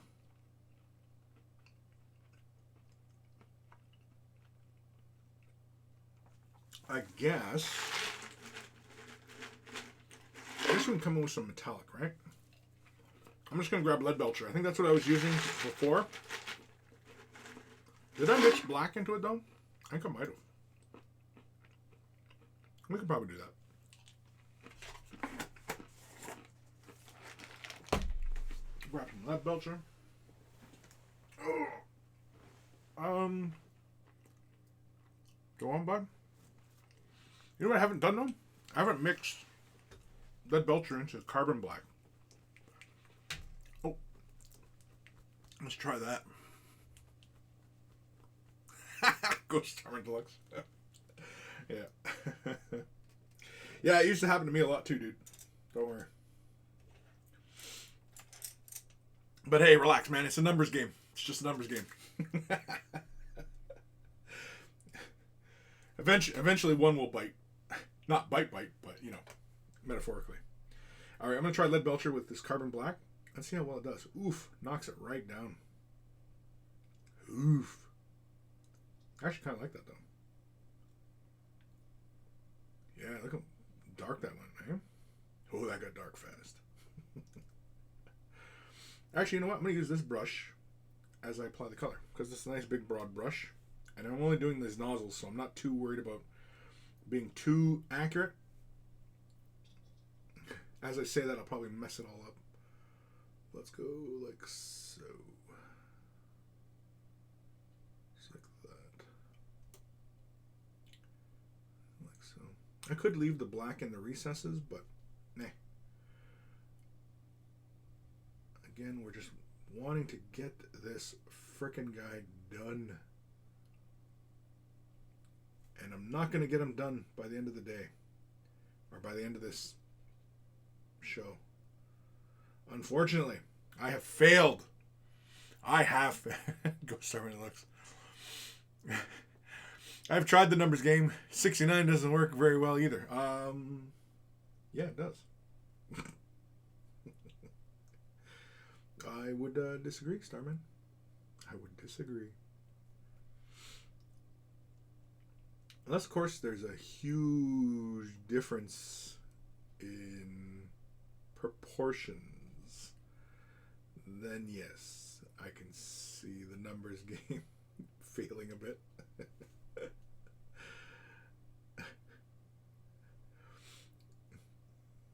Somebody out there is going, what are we even talking about?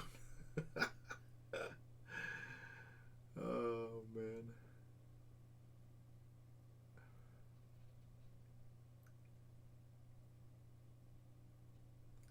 Basically, Starman, I'm saying that if she's a big girl, yeah, you're going to get crushed. All right. Let's grab some of this. And do we want to try and get fancy with it? Nah, let's just apply it straight on.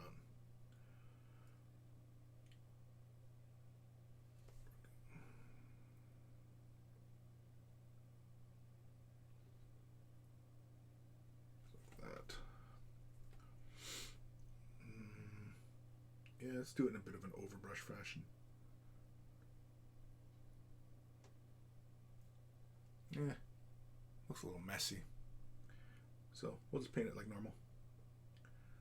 Use the black as it was intended, just as a base for the metallics. Because we can always come back in and do something else with this. Oh, excuse me. Trying to hurry up because it's drying on my palette here. And I want to maintain a bit of consistency. There we go.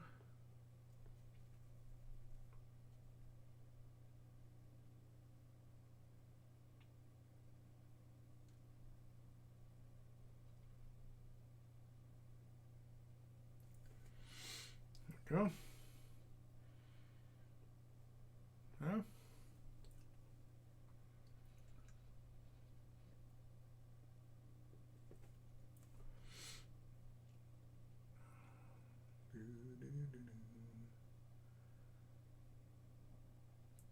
Now I will mention something here. I'm using this golden carbon black with the Citadel lead belcher, and the color is feeling tacky. Now, I don't know if it's because it's drying a little quicker or what, but it doesn't feel the same. It's not gliding. Yeah.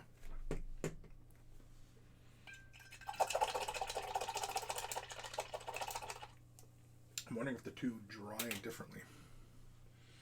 So I'm just going to grab a little bit of black.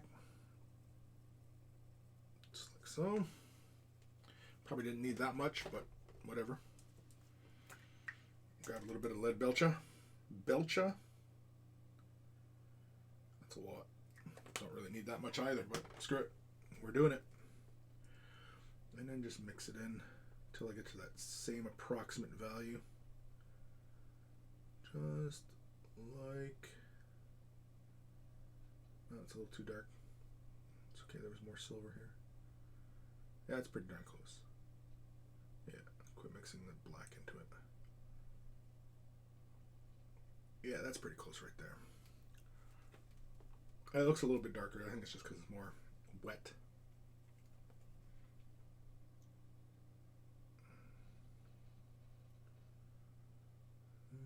It's a little thick, but it's all right.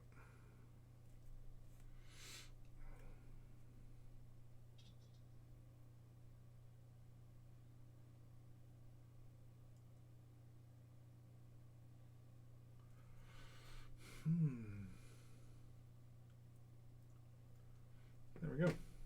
Okay. That's the nozzles. Noozles.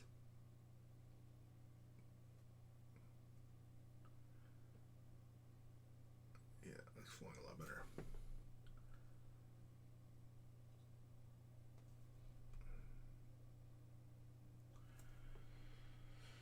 Okay. Should I do that eagle on his chest in metal, or should I just leave, maybe do it black? Yeah, let's leave it black. We'll leave it black. Okay. So we'll let that sit for a moment. Time we got here. 15 minutes left of the show. Jeez Louise. Go Starman Alex. Oh, I thought that was a jab at short people. That too. I'm throwing jabs all over the place, man.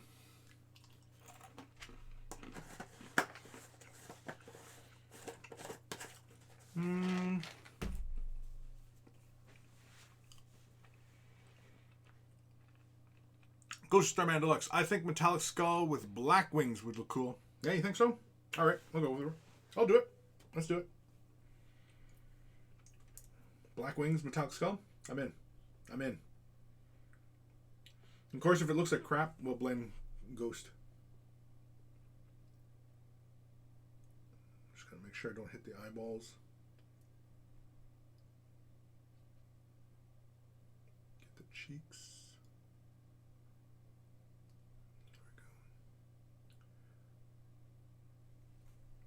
Kind of like that. It's kind of hard to see because both are kind of glossy, but his skull really doesn't have a lot of detail. I'm not really worried about that, but we'll find it. We'll find out. Year of Shorty. Hey, hey, hey, hey, hey, hey. Ghost Servant looks. If all else fails, blame Ghost. Exactly. Yeah. Works every time, 50% of the time. Alright. What was next? Slap a little bit of metal down. Let that dry. Right? Looks fine, right? Looks like we're getting somewhere, doesn't it? Who knew it would take so damn long to paint this guy? Who knew? Who really knew? Yeah, I'm forgetting something. What was I going to do? Start highlighting black? Oh no, I was going to start applying highlights to the red.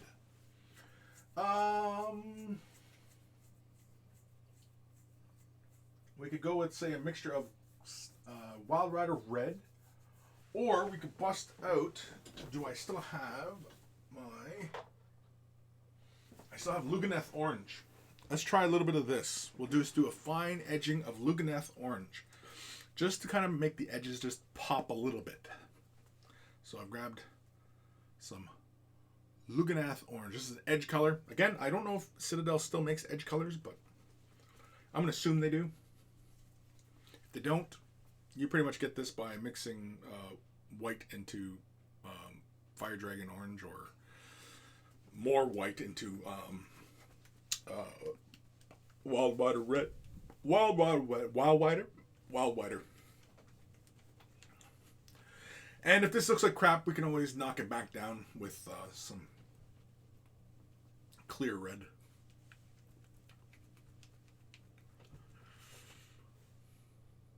Old Man Logan, they moved them into the layer range. Same colors, though.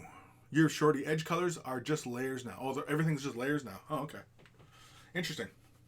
Okay. Well, I guess you can see that my paints are dated. Because it's an edge color. And I think I got these when these first came out. So, yeah. That's why I'm giving it a really good shake, just to make sure it's all thoroughly mixed. All right, yeah, we're gonna give it a try.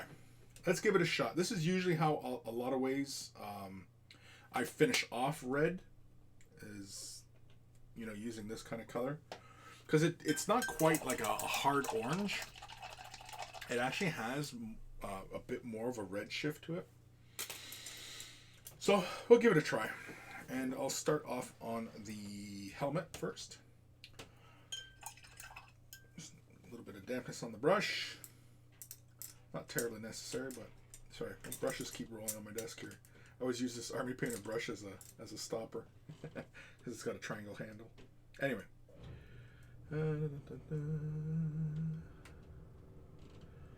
Thin this color down ever so slightly.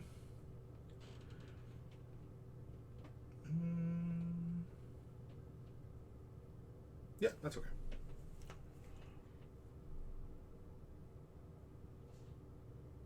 They also dropped the dry range. Did they drop the dry range?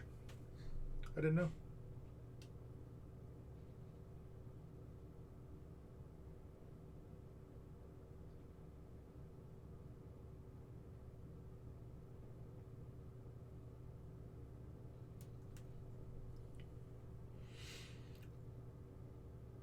It's not bad. It's not bad.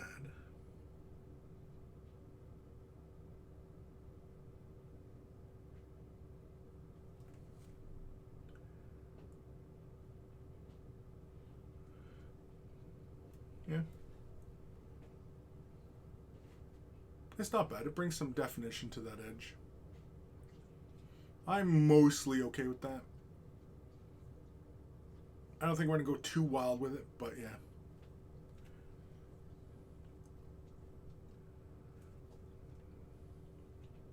So I'm not going to bother throwing an edge here, but I am going to do the nozzles.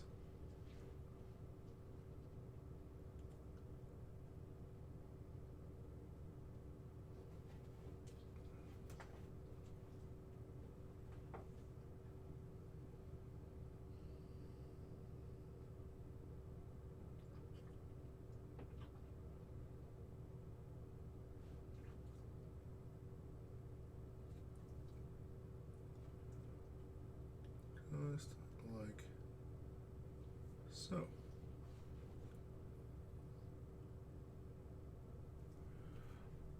Just like that. Yeah, that's all right.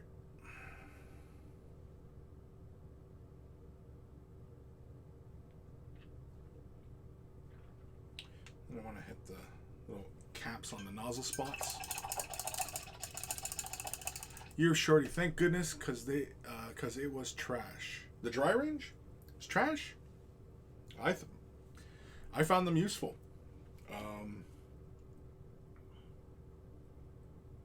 I mean, they had their uses. Mind you, if you don't do a lot of dry brushing, I suppose, then it, I suppose it doesn't help, but.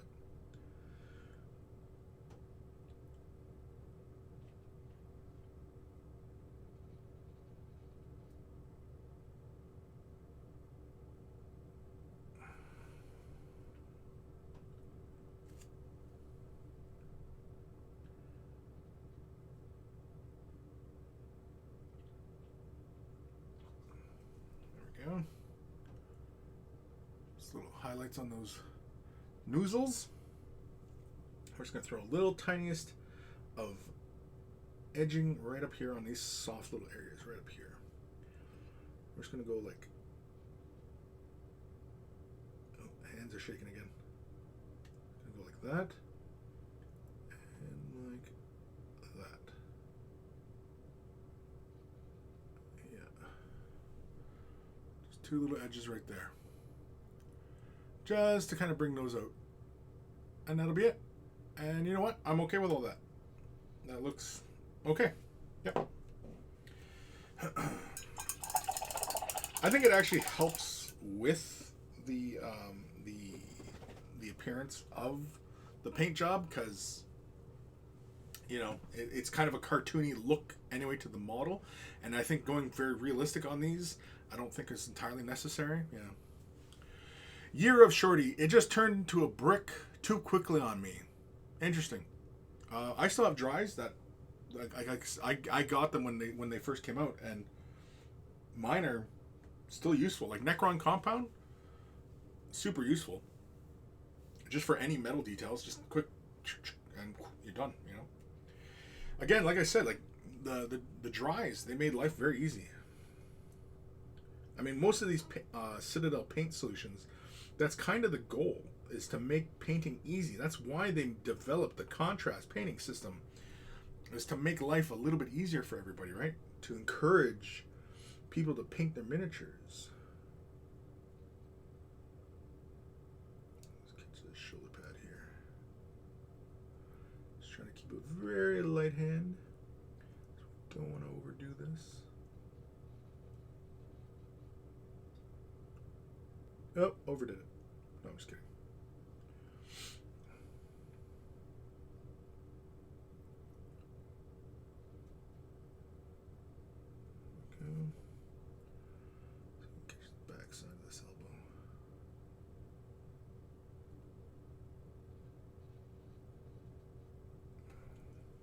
that. So get the elbow.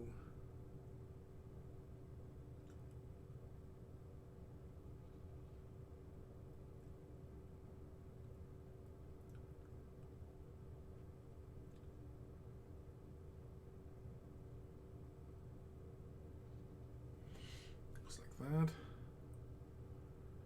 Yeah, just a quick little edging. Nothing fancy.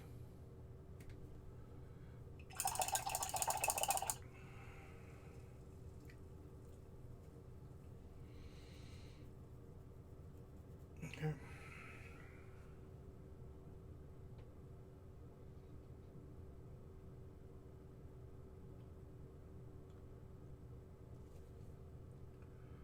Catch the tube.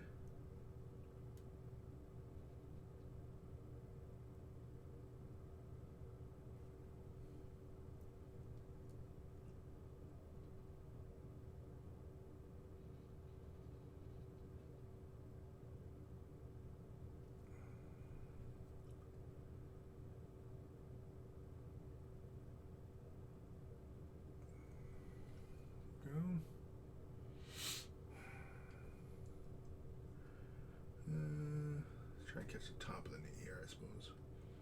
Actually, nobody will see this highlight, actually, because this will be obscured by the gun.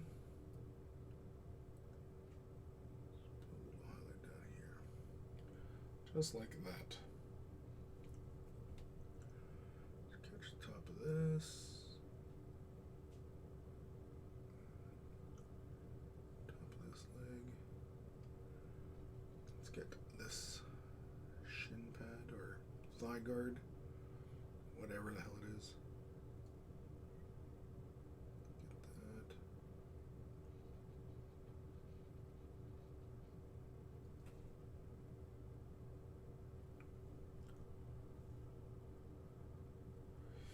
All right.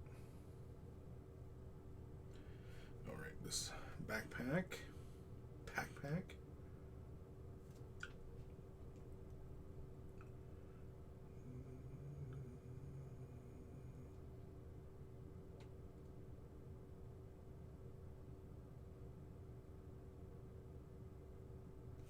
That. Yeah. Just a little bit of edging. That's all.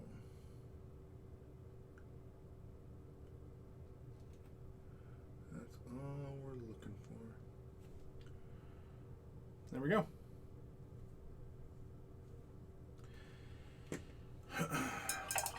It is, despite being 2 minutes to 2, it is looking like it's almost done. Not quite the goal, but it is almost done, because I still wanted to paint a griffin on that shoulder pad. I was actually thinking of putting like a checker pattern in that shoulder pad, and I was also thinking of painting a number on one of the knees. So we still may get to that. I don't know if I'll do it in a getting projects done, but it definitely will get done at some point. So I just gotta move my marine over a bit.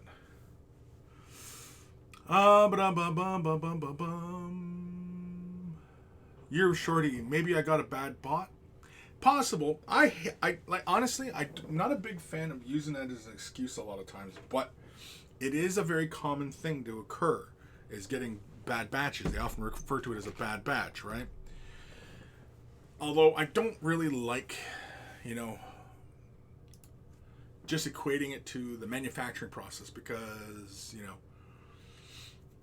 oftentimes I equate, these kind of errors, obviously to the end user not knowing how to use the product properly. It's like fine cast. I never had a problem with fine cast other than its brittleness and the ease at which it breaks. But as far as detail and how light it is, and all those qualities were fine. But working with the material, because I had already been used to using like working with resins, fine cast was no big deal. But I know there was so much anger over Finecast, you know, and it just kind of snowballed, right? But you know, it is my least favorite material to work in, and I'm glad that they've phased it out. But it wasn't that big a deal for me when it came out. I don't know why everybody was just losing their minds over this stuff. I equate it to so many people not knowing how to work with resin, and you know, people lose their shit. Old Man Logan, I've gotten a bad pot of dry compound, but it was bad right out of the gate. As soon as I opened it, I was able to take it back and exchange it. Yeah, I mean, like, for example, like this is, I'm not on the right camera anymore. Here's Hellion Green, and I mean, like, I've gotten this since the stuff came out, and I use it, and I was just using it not that long ago, and I mean, like, that's how it looks. It's still soft though, and as long as it's soft, it's usable. It's dry. That's how it's supposed to be. You know? So, you know. Go Starman Deluxe. The problem I have with Finecast is that it has a bajillion mold lines. Yeah, like those little what the hell? The little gates for getting into areas, because you know, like some models, like when they, like, for example, like the arm comes out, right, and it'll have this little triangular gate inside of it so that the resin pours into that area. Those are annoying because, like, I was cleaning my striking scorpions, and they were Finecast, and I was cleaning them up, and yeah, it's annoying painting all those or clearing out all those little gates on the model. It's annoying. Yes, it's annoying, but it's no big deal. I mean, if you're used to cleaning your models properly, working with Finecast is not an issue. It's just annoying that, yeah, there's gates in all these little areas that, you know, usually there aren't any. And it's because of the nature of which the material they were using, right? Because that material is so fine, and when it cures, it's very brittle.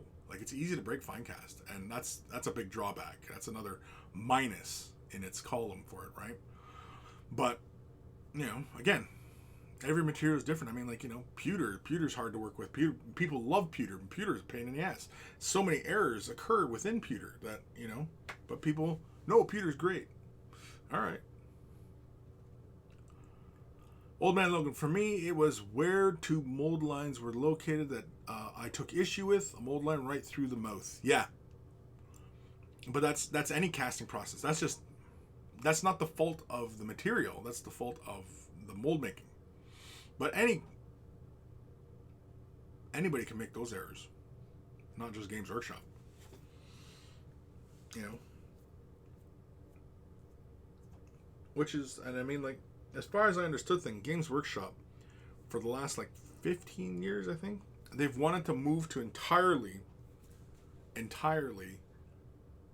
styrene plastic. As far as I understood things, that was a rumor way back in the day that was Games Workshop's goal, was to move entirely to plastic. Anywho, it's been 2 hours. I'm done. I want to thank you guys for tuning in today. If you're watching this on YouTube and you want to help the channel, links are in the description below. Patreon support and all that. And a huge thank you. Everybody that's tuned in today on Twitch. I want to thank you guys for tuning in and, you know, keep me chatting while I was fighting off hunger pains. Now, after this, I'm going to go eat a lunch, and I'm probably going to finish my little Funko. But anywho, I want to thank you guys. See you guys later. Take care of your brushes. They'll take care of you, and I will see you guys later. Maybe. Or most likely. Dun dun dun dun dun dun dun dun dun dun dun dun dun dun. I still need theme music for this. Actually, spoiler, my brother's been writing music, so hopefully I can pester him for something. Hopefully.